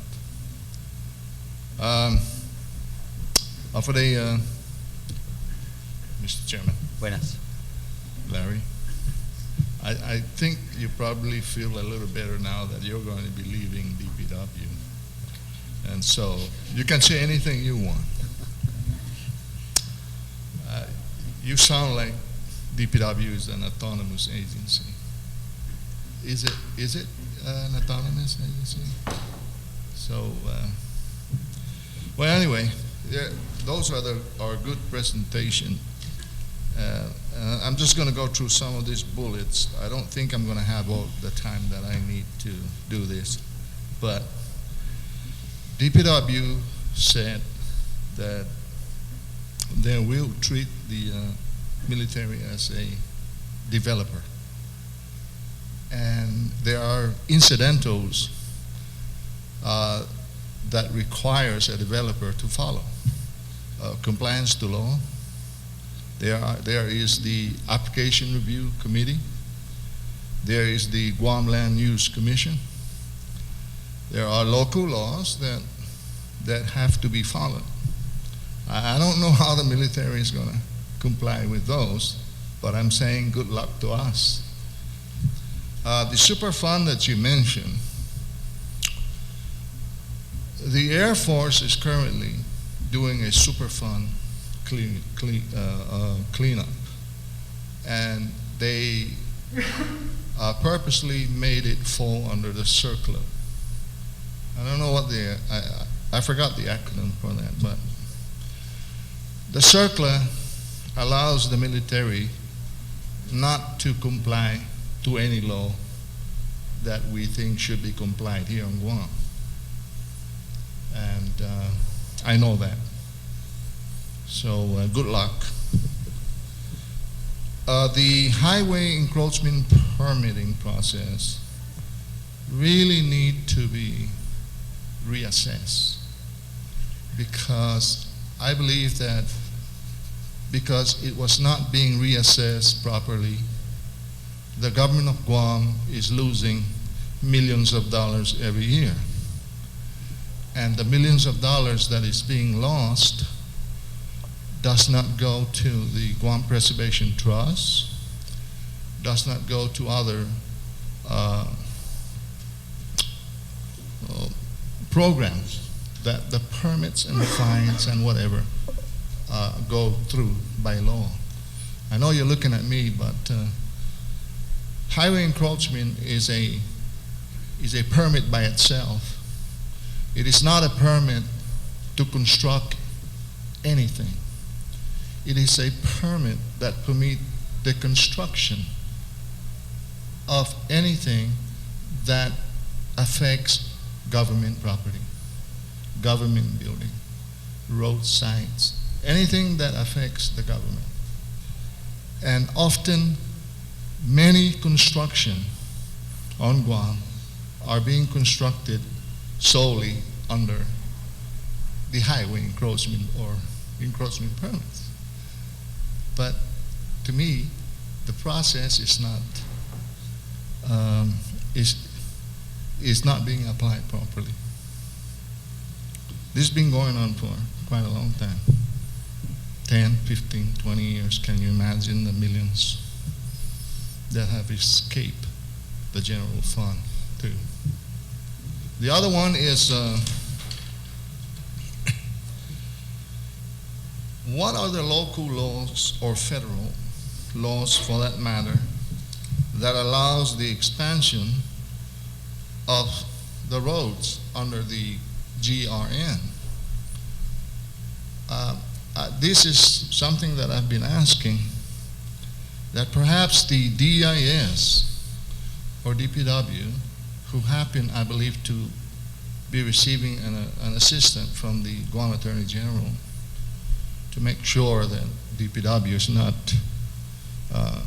violating any laws in regards to land taking. So what are these laws? Because also my family personally is suffering from that. There are eminent domain laws in our own Guam book. There is the Chamorro Land Trust Law, which deal with Chamorro homelands. There's the Guam Ancestral Lands Commission, which deal with ancestral lands. And it also describes the governor's power. It's my opinion that the inclusion of PAGAT merely under the virtue of a recommendation from someone who is not granted powers by the Guam or the Chamorro Land Trust. There's something wrong with that, because I believe that the Guam legislature is the only one that can pass legislation for Pagat to become a firing range. Nobody else. Unless, of course, the federal government can impose the eminent domain here in Guam, which they could. I know you're ready to Yeah, please wrap up. Tell me. Thank you. I know that during the speakership of Mr. Forbes, I had discovered, and so did he, that the local government owes the landowners of Guam $170 million just in taking the property and were never paid.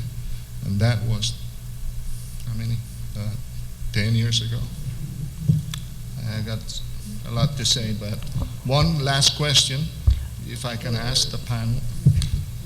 Does Guam have her own preferred alternatives? Do we have our own preferred alternative instead of just facing up to the alternative of the military? Thank you. Thank you very much, Mr. Garrido. The next speaker is Peter Mayer.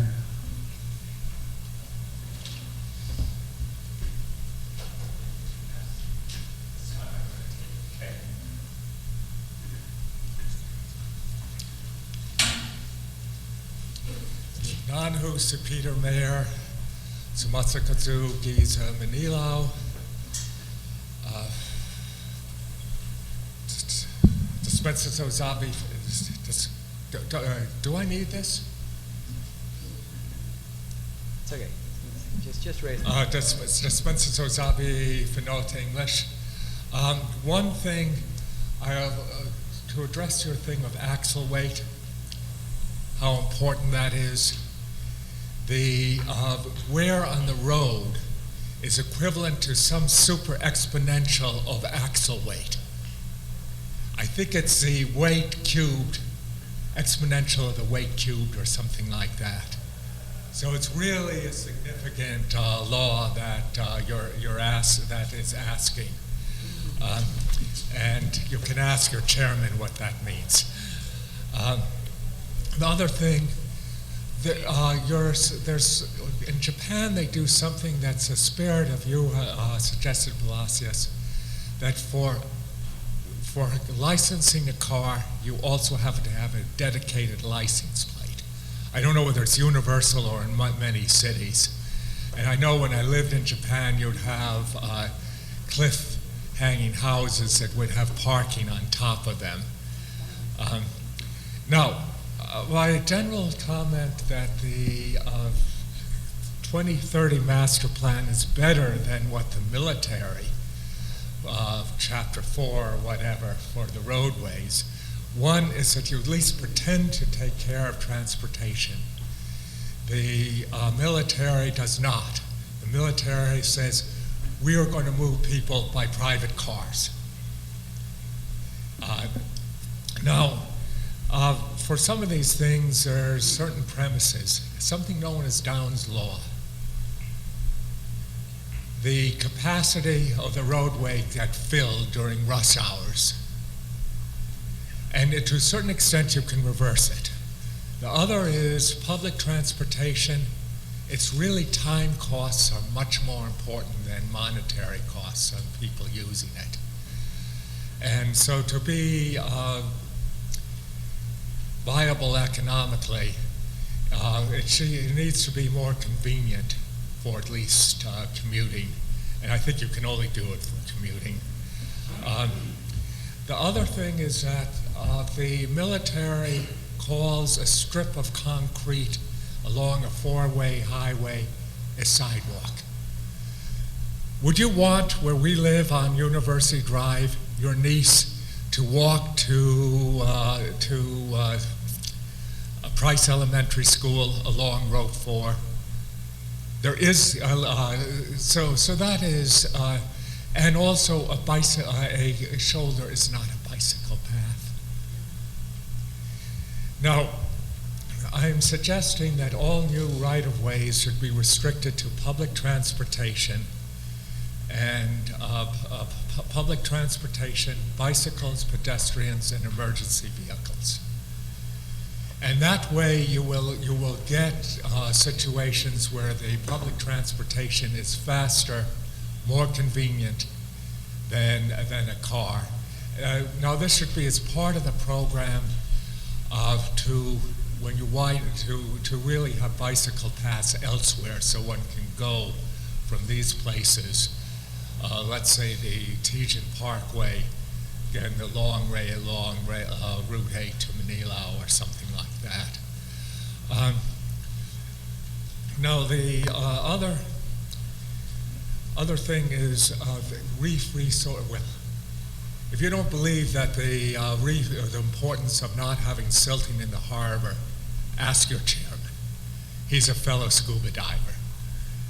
And Western Shoals, and it scares me the heck out of me. But not only for recreation, but the Marine Lab finds new species in the harbor.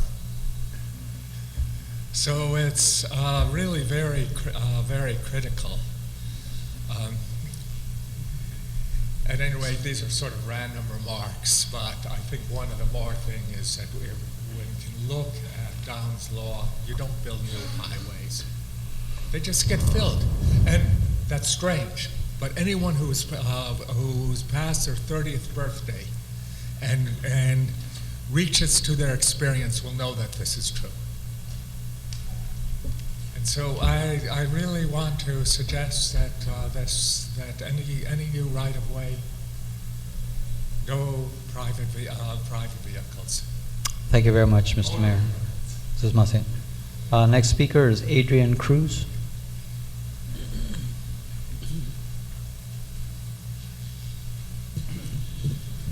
After Hamzani Mansinidot and Tori Maneluz and Manenahu, Guau si Adrian Cruz, Binti Shetianu si Sakanu, Tautau Manila Zo.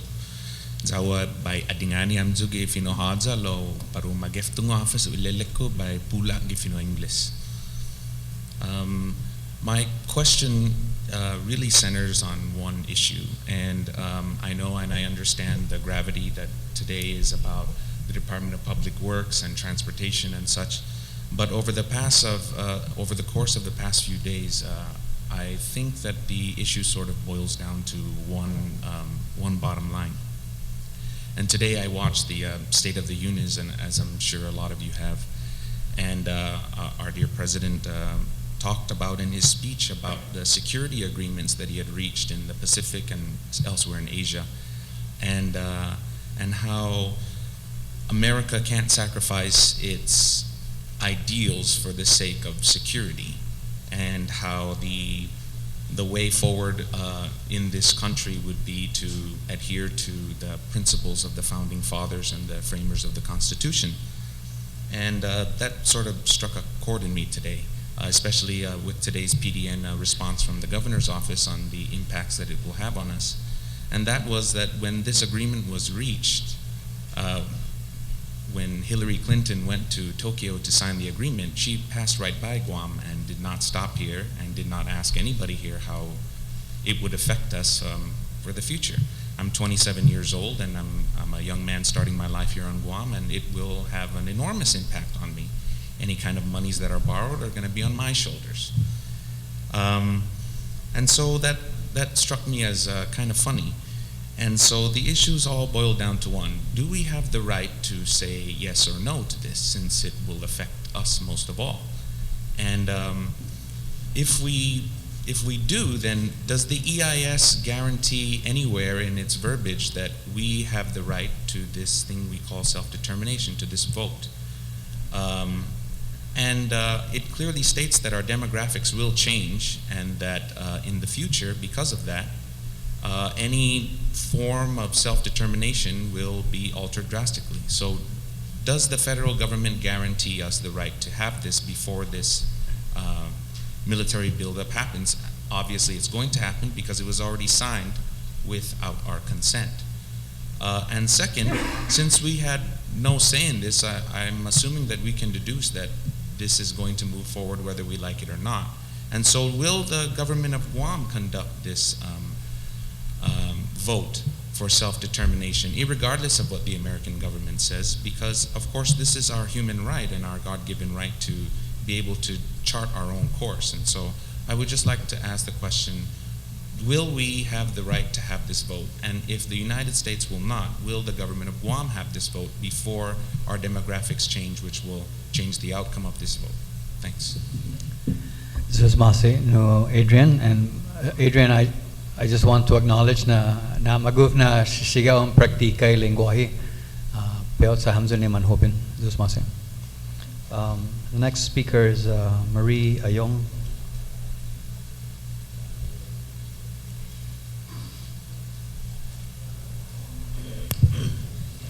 Thank you very much in advance for your time.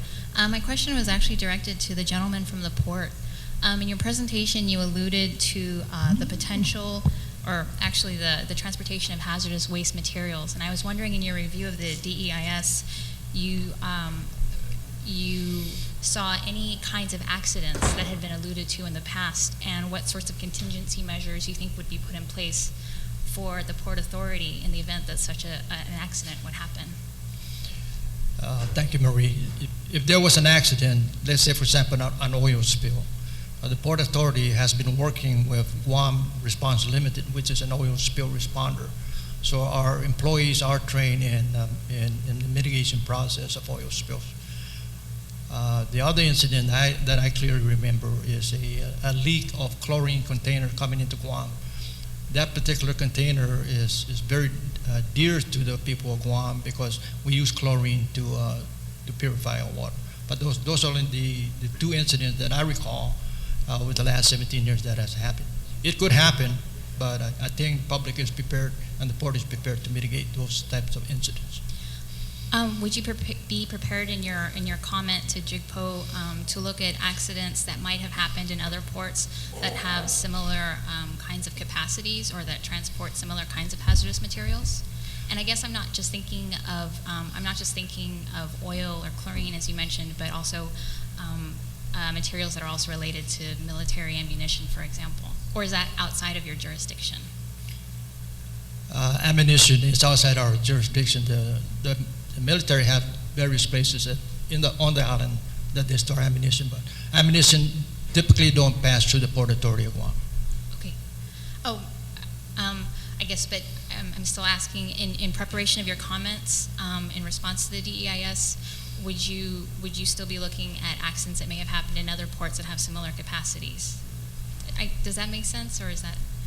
No, I wouldn't have that kind of information right now. Okay. And my second question is also directed towards DPW. I was actually wondering, would there be any way to leverage the ease of utility service provision as a way of suggesting to DOD or JIGPO where to locate worker housing? I bring this up because it seemed to me the Rapid Transit Authority was suggesting it's very difficult to come up with a mass transit plan because you don't know where worker housing is going to be. So I was wondering, in terms of preparing your comments, is there a way to leverage the ease of utilities provision as a way to suggest you can only put worker housing here? That's actually a great tool that we can use as a bullet for identifying a location, forcing them to identify the location, and even collaborating the infrastructure build-up requirements. As an example, in last night's hearing, it was made mention that the utilities may be putting their transmission and distribution lines. There's a plan for that. They're negotiating that. DPW is doing its negotiation for its road construction, and it'll be sad if we were to build a road and then have them come 2 years later, break up the road and put the utilities in the ground. So that I guess perspective and leveraging is actually happening in our weekly meetings, where now, as of recent, the DPW and the CCU are now convening to start scheduling our improvements based on the impact by the military and paid for by the military. So we are doing that just to assure that we get in, get out, stay out, and we don't break the road after we pave it. But I like that angle that you're mentioning in terms of further forcing the military to identify where these workforce housing clusters would be, and take it to the next level to include the GRTA in the discussions, so that they can identify stop and pick up points for these housing clusters and keep the mass transit subscribership up using those things and keeping them off our roadways. So thank you. Okay, thank you very much. I appreciate it. Your time again. Thank you very much. Before I call up the next speaker, I want to go ahead and somebody from the audience listening at home called in, and I don't think these were really questions, more so than comments. I'm going to go ahead and take just a minute to read it. This is from a person named Tom from Barrigada. This is on the topic of transportation and employment. And the comment is that the military is providing employment. How is that going to help us if most of the people who will really need the jobs don't have reliable transportation? And I guess that comment really is directed more at the Guam Regional Transit Authority. The second comment is that if you drive a Guam bomb, you can't drive on base because of safety hazards. But those who drive Guam bombs need the jobs most. Those who are worse off and don't even have a Guam bomb don't have reliable transportation with the public transit system. And the buses can't drive on base. How can you say that's a fair opportunity? So I think the caller is just emphasizing actually the need for that public transportation. This person says he's a disabled person. He was a self-employed bidder on base, but ever since 9/11, I can't go in on base, so I lost job opportunities. And final comment is also need to find a way for only long-time residents to qualify for new jobs. Otherwise, local residents will lose the opportunities to immigrant workers. So that's a comment that was called in by a person named Tom from Barrigada. The next speaker is Tanamandan Santos.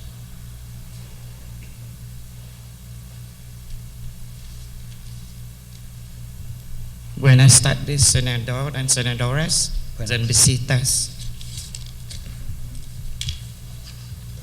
Generación para ufan matu dan generación para ufan hano. Lotaja generación guaha hinasonia dan minesgun nikastigun hinengi. Para una fan nunas ilinatin setsonia giman mapus na tempo. Pues y otra generación para hulala y pareuha na tratamiento giman mama maila na tempo. Tisinahit man pasensya dan man silensyo jangin itaw-taw siya ti masungo ni adit na pinadesenia ni itapok pukati mo na jata agugwidzi tafana kudi ensegidas. Kuahana biyahe naman modong hit tisinahit mga hulo. Kuahana biyahe naman latihit lo taja naman latihit para tatsagi kausinya itaw-taw amiresi taja menus. Inakadesi irensyata kininasusustata iairi hanam janitano chamoro. Mungahit sumisedi ifederat. Mungahit sumedi ifederat na parahu fagagayit talo jangin anahalum i military build-up. Kau para tarna posibli esti buenti ahi. Agradeci senadota siya ni muna posibli esti public hearing. Tiu hongi na para ufa maulikit esti build-up. Tita ni si sitia ia jodonisan hijau para ufa maulikit ta nota jani tau-tauta. Esta mandis ganawit ni hafa gwa-gwaha wini kita nota. Sige hayat man matata hit kalan esklabo ge mismo hat tanota hafa tanananga fan mag mata man samoros maniluho senador dan senadoras pasa fan lai zata deklara independente ge islata itano tagwahan.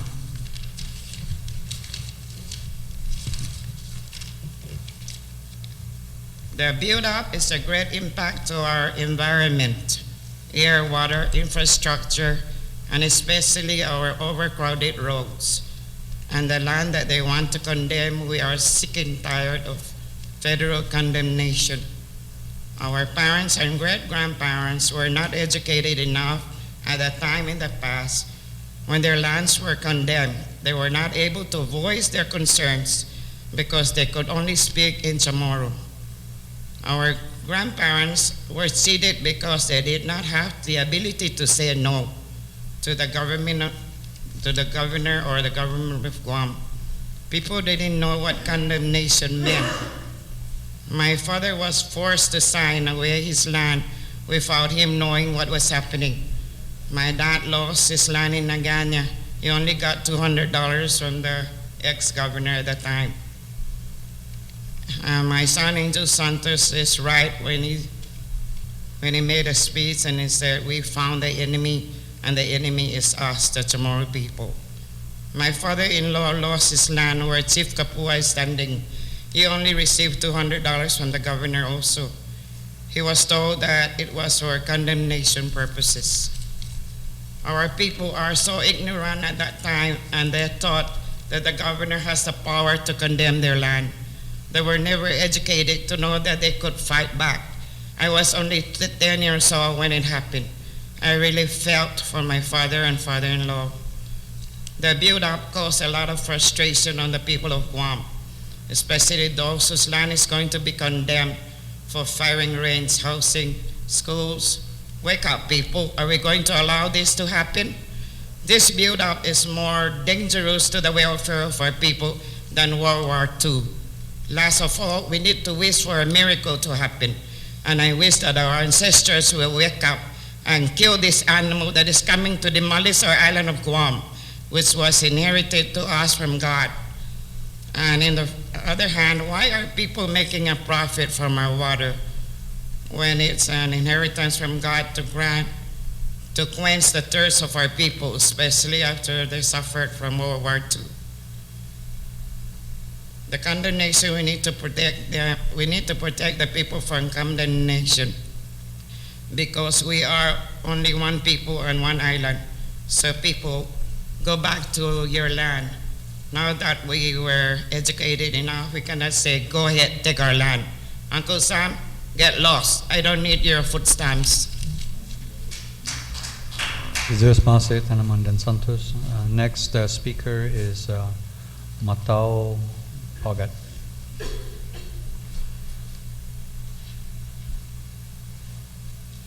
Buenas, Senators. Buenas.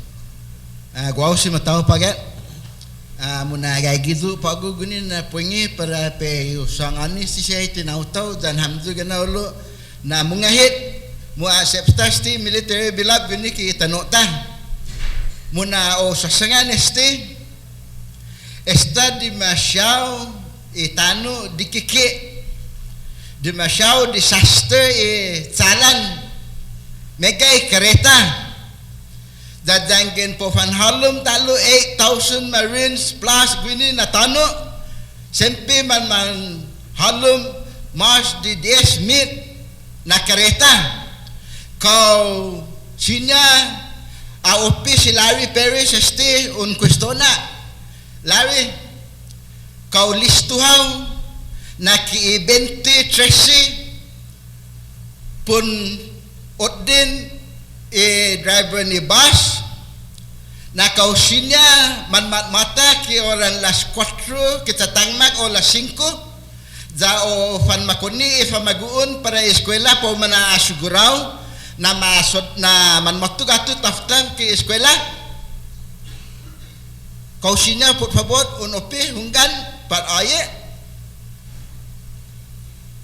hunggan pues ekunguka sa mantistigo amdo nalalinga si Larry Perez hunggan listugue na sinya odin bus driver na po fan mata ke las 4 media da po fan makoni ifamaguni eskwelante para gatuk eskwela niya po mana asiguraw na man matutaf-taf para eskwela lao ko siya yan nalero ni man matututu ki ila seti ki egaan kau siguro mon na an madingo igumanya ki la size o la size gegaan o fan matu para sinia ni man matututu siya ni mano na abligaw no tetsu niya para guaw paisangan na tisiguro za dikiki estis lata tita necesita super road edzo ta necesita itaatan tafan mata data protei itaw-taw inatibo basta hit man makarino ni itaw-taw sa nitong para guaw pe hutsuma kita igwini talon bray guaw si bagat saya na masi sa pay sita pay safe palu para ibetnis dan gen talatsay pa gutada para gupa buenos dias dan saya na masi mangi poingi para amzo gaitan do todos Sizus Mase. The last speaker that has signed up for this evening is Edward Leon Guerrero.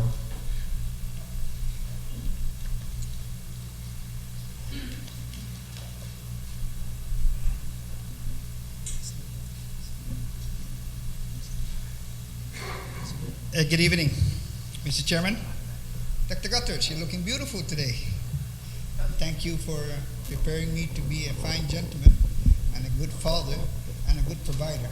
You're one of the greatest educators that I had the opportunity to know. I'm here to follow up my testimony yesterday that I am in favor of the build-up.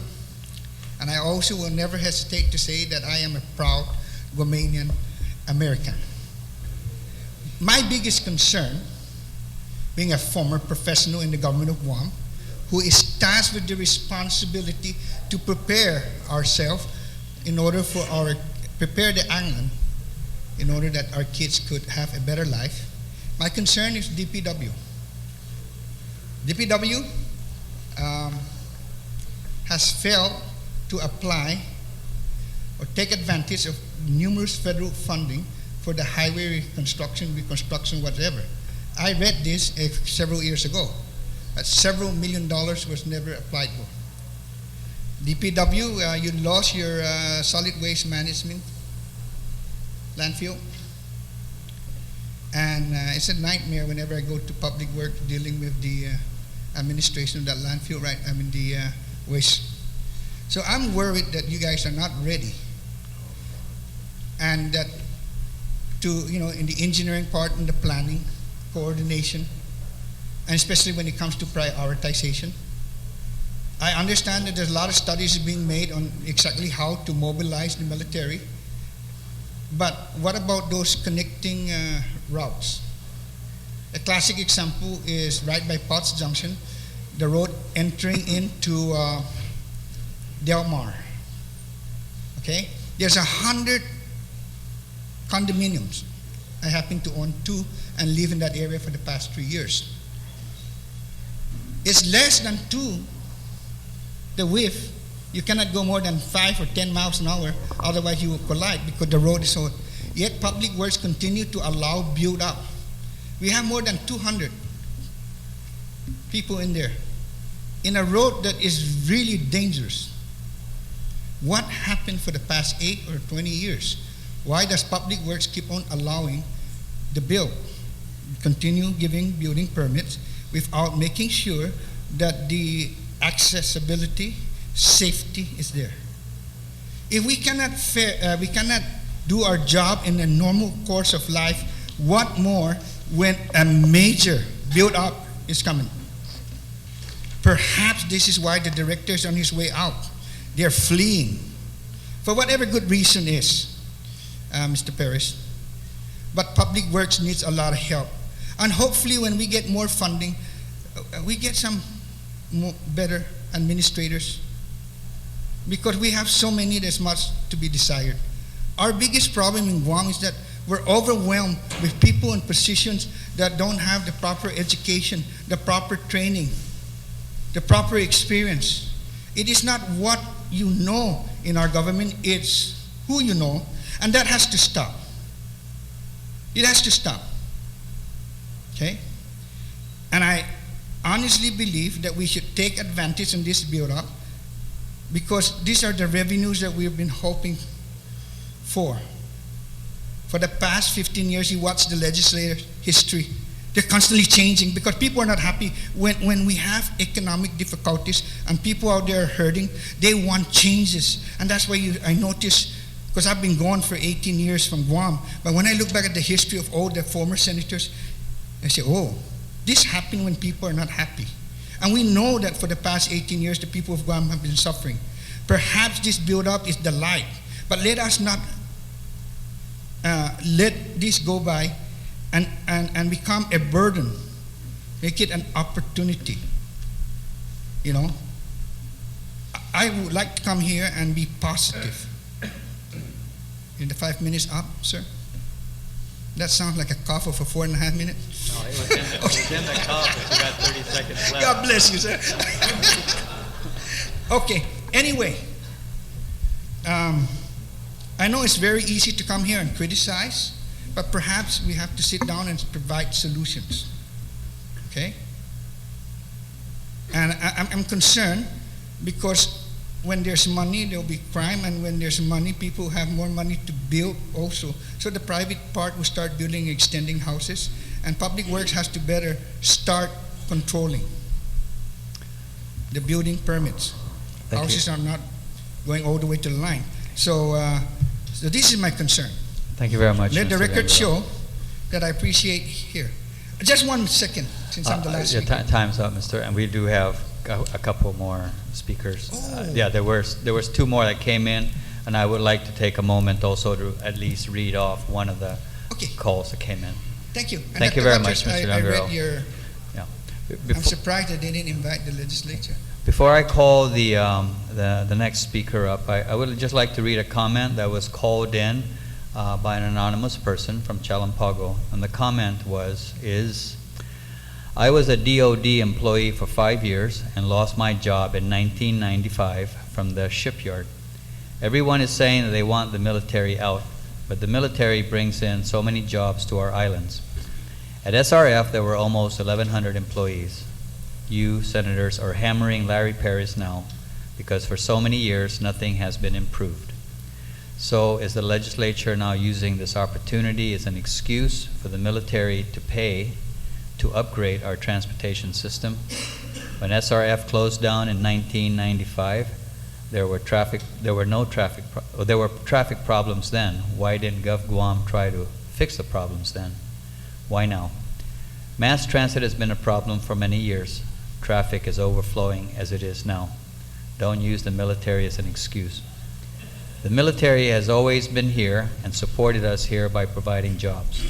For example, many of our people are in the National Guard. We never say we have too much in the National Guard, so let's cut back. Keep that in mind. So that was an anonymous comment that was called in from an individual from Chalampago. I'd like to go ahead and call the next speaker who signed up, Mr. Jeff Peck.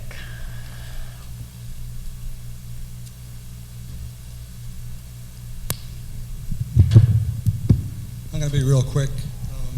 Just wanted to share some experience that I've had working in the government for 30 years.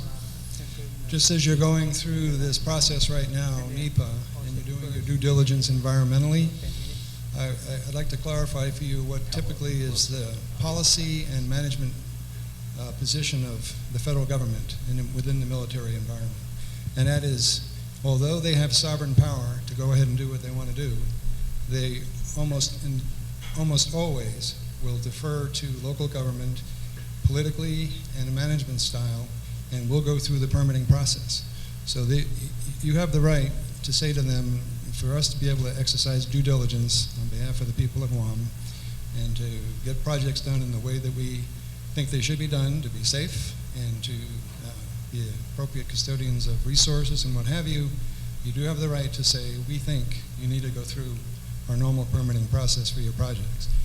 Now, the only place I can see where you might run into some resistance would be if it was top security type stuff, where you don't necessarily need to know what's in the facility, you just need to know it's being constructed by code, you know, it's going to be a safe facility for people and so on, it's not going to have adverse impacts on consumption of resources and that sort of thing. So I would advise you and recommend that you approach the military community and ask for that. Thank you very much, Mr. Peck. The next speaker is former Senator Ted Nelson. Senator.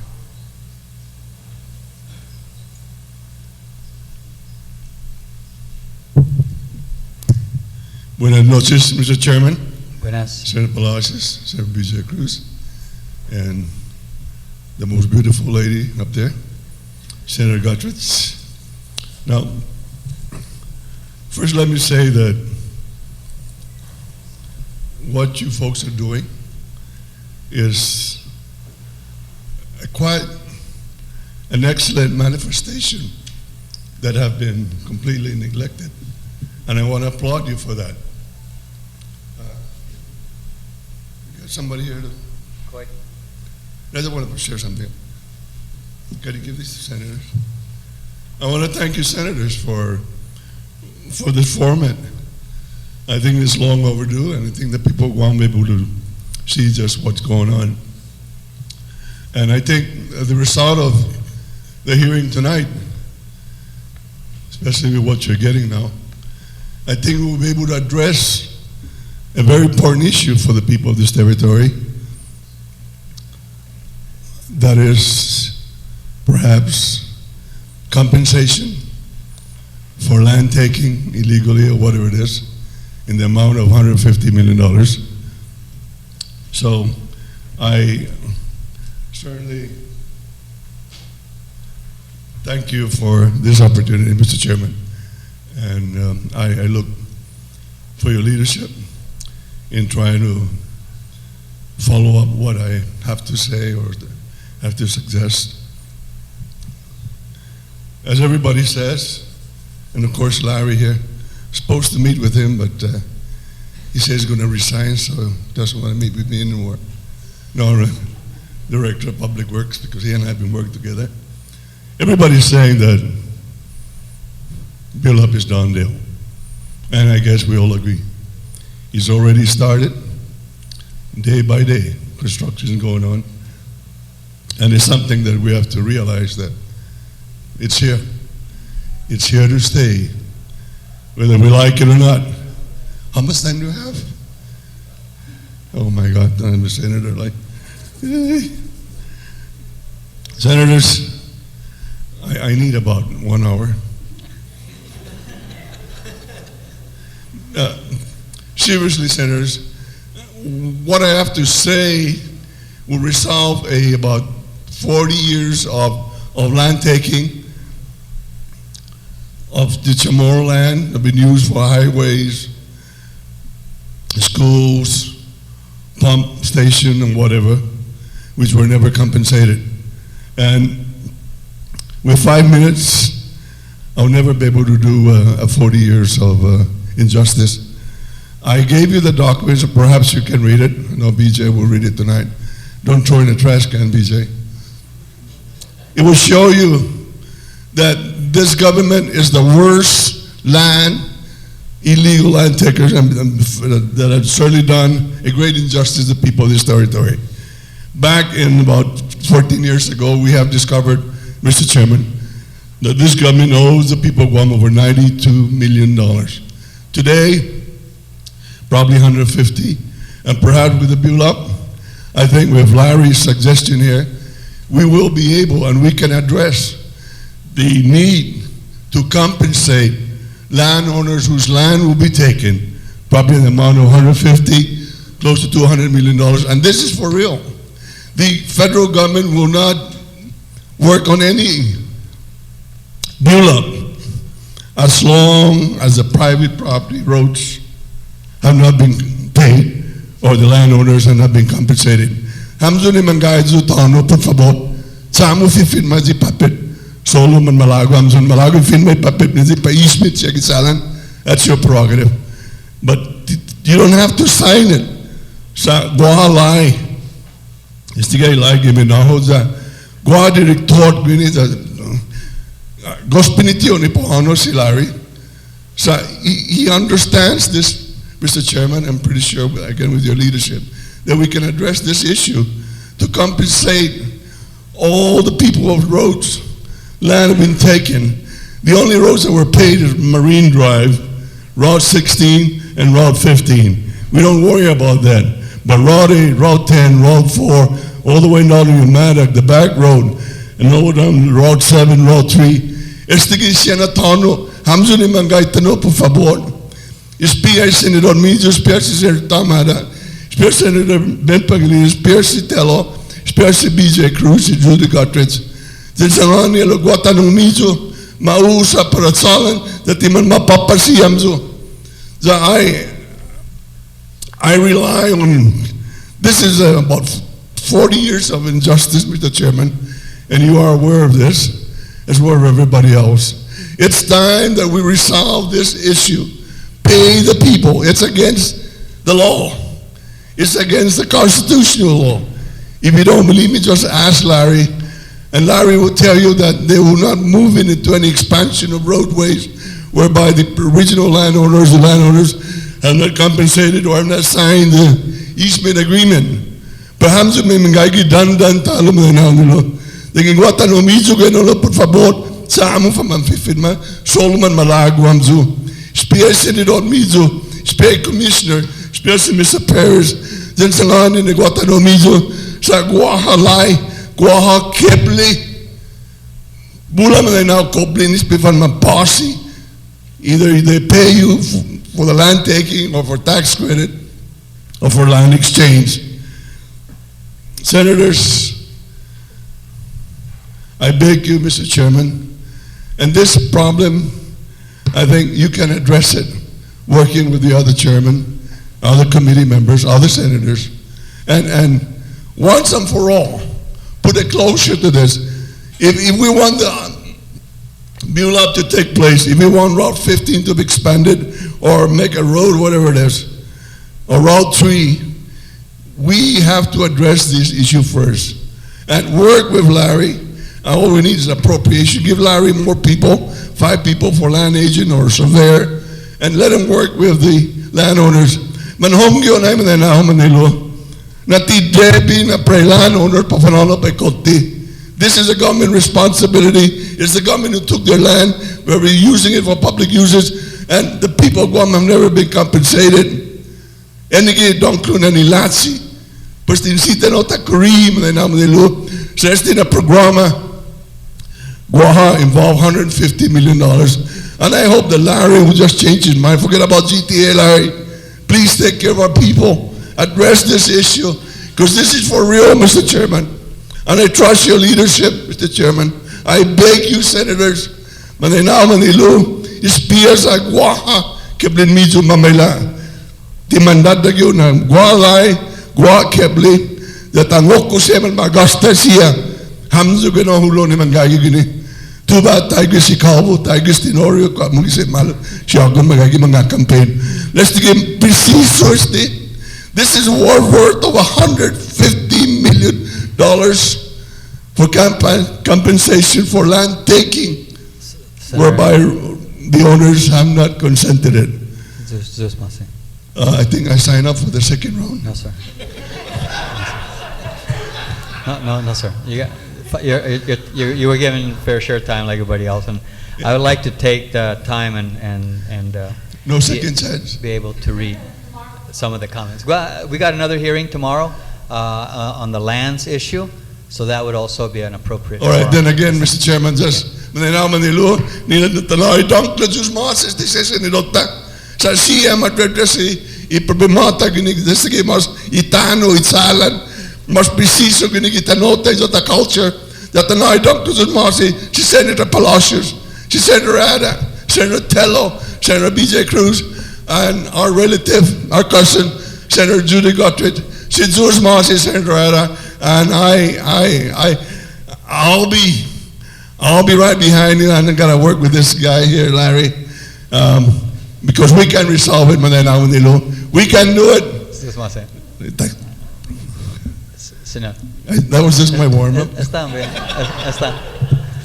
Thank you, senators. Thank you, Larry, folks. Thank you. I'd like to take the time to read a question from Mr. Jesse Uggan, who called in. This has to do with the road infrastructure. Why only the northern and central roads to be widened and not the southern roads? So I think, Larry, that's probably appropriately referred to you. Yes, Senator. A lot of the southern roads is exactly what the sentiments that were made by Senator Nelson. Bottom line, most of the roads down south, especially from Route 4 south, have not been properly taken by the government of Guam. And as such, there are a lot of private owners that have yet to be compensated. The government has done the inventory, and most of the roads cannot be touched with federal dollars to upgrade unless we actually go through that eminent domain, or in this case, the land taking process. So we've been working. The right-of-way acquisition. The right-of-way acquisition, and Senator, we've been working with your office, as you well know, identifying that and finding mechanisms to put that to an end. But yes, absolutely, that's the real reason why we could not even touch those roads with federal dollars. Okay, fine. Thank you very much. We did have one more speaker that did sign up, Mr. Rick Torres, and I believe this will be the final speaker.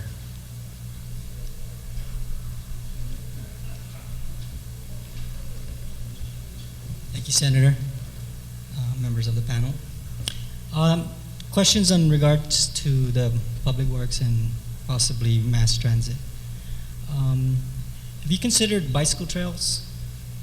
Is that part of the? Yes. And it's built through the.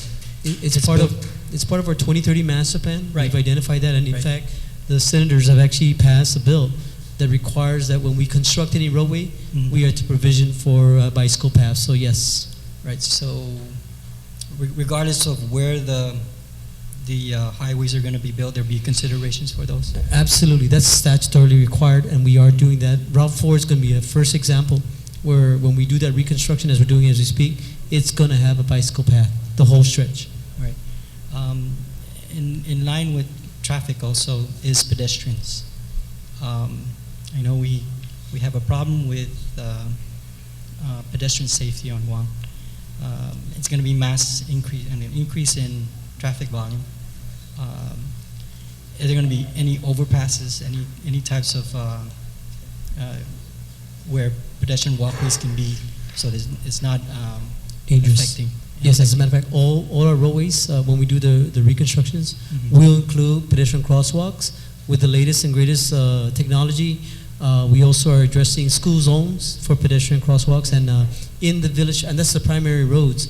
On the village streets, we also have provisions for walkways for the residential, exercising and stuff like that. So, Right. yes, we do have in the construct, the design and construct of our roadways, we are taking into consideration bicycle paths, pedestrian crosswalks, and making sure that it's safe for not just the vehicular traffic, but pedestrian traffic as well.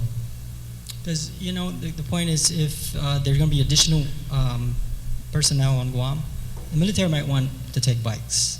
They also may want to they might walk through our streets. So, as long as safety is considered, I'm okay with it. With respect to the mass transit, the representative here? I'm sorry, Mr. The alternatives. What other types of alternatives rather than just big buses? Because buses take up a whole 3 or 4 car lanes of traffic. Any type of share ride programs? Any type of programs where people going to the same location can either access federally funded vehicles that they can either rent to own later on? In some states, they have that, where you have an opportunity to ride with co-workers. They come at the same time, and then they go home at the same time. They just drop them off at the same, and the last person is the driver. So, it's just a suggestion. We don't have any definite plans for those at this point in time, but there have been discussions in terms of longer range strategies for mobility. Not so much public transit, but mobility is the idea of park and ride. And so it is something that's being discussed. It's ideas that have been brought forward, but we do not have any definite plans to address that at this time. Okay, thank you, Senator. My points were basically, if there's this buildup, take the opportunity to address future needs. Okay? You're not just going to depend on buses. Can't depend on, if light railway is an option, put that into the plans. Because that's, they're just trying to save at the same time. Thank you very much. Thank you very much. Being that we have now gone through our sign-up roster, I'm going to go ahead and adjourn this public hearing by the Committee on Transportation, Utilities, and Public Works. Thank you.